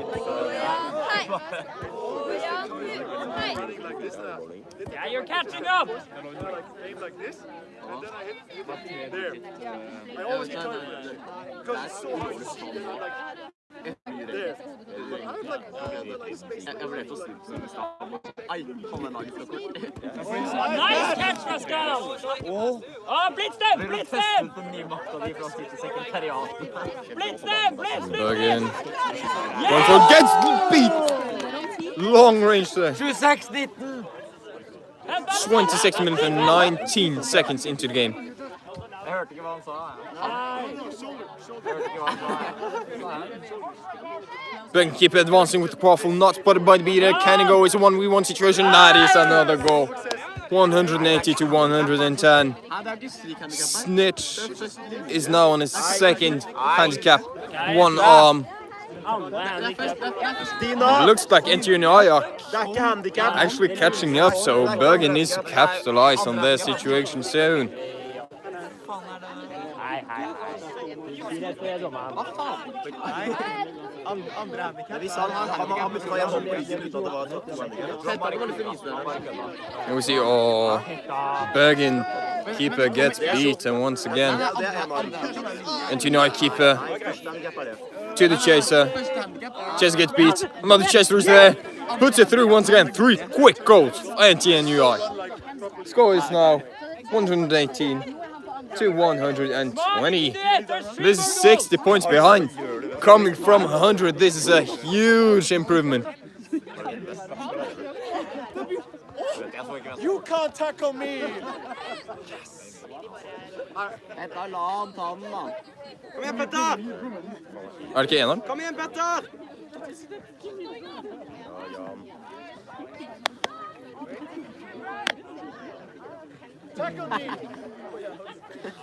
Er det eneren på snitchen nå?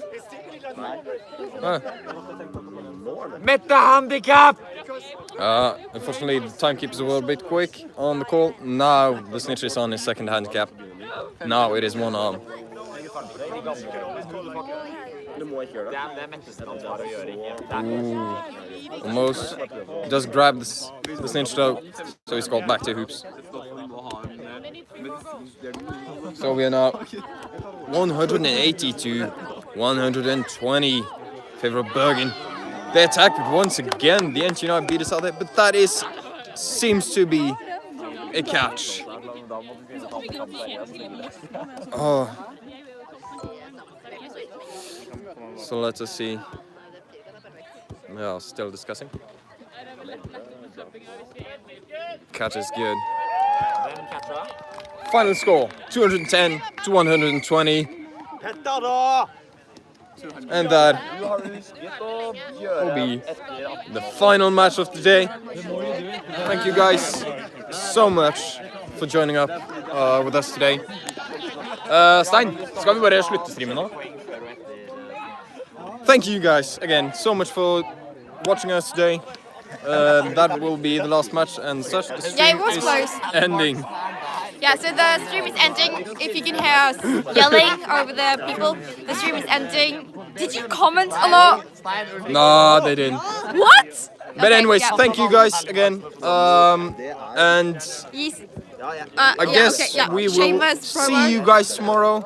It's getting dark here in Norway, so we're going to pack down. Yep. Have a nice day. And see you guys in the morning. Okay.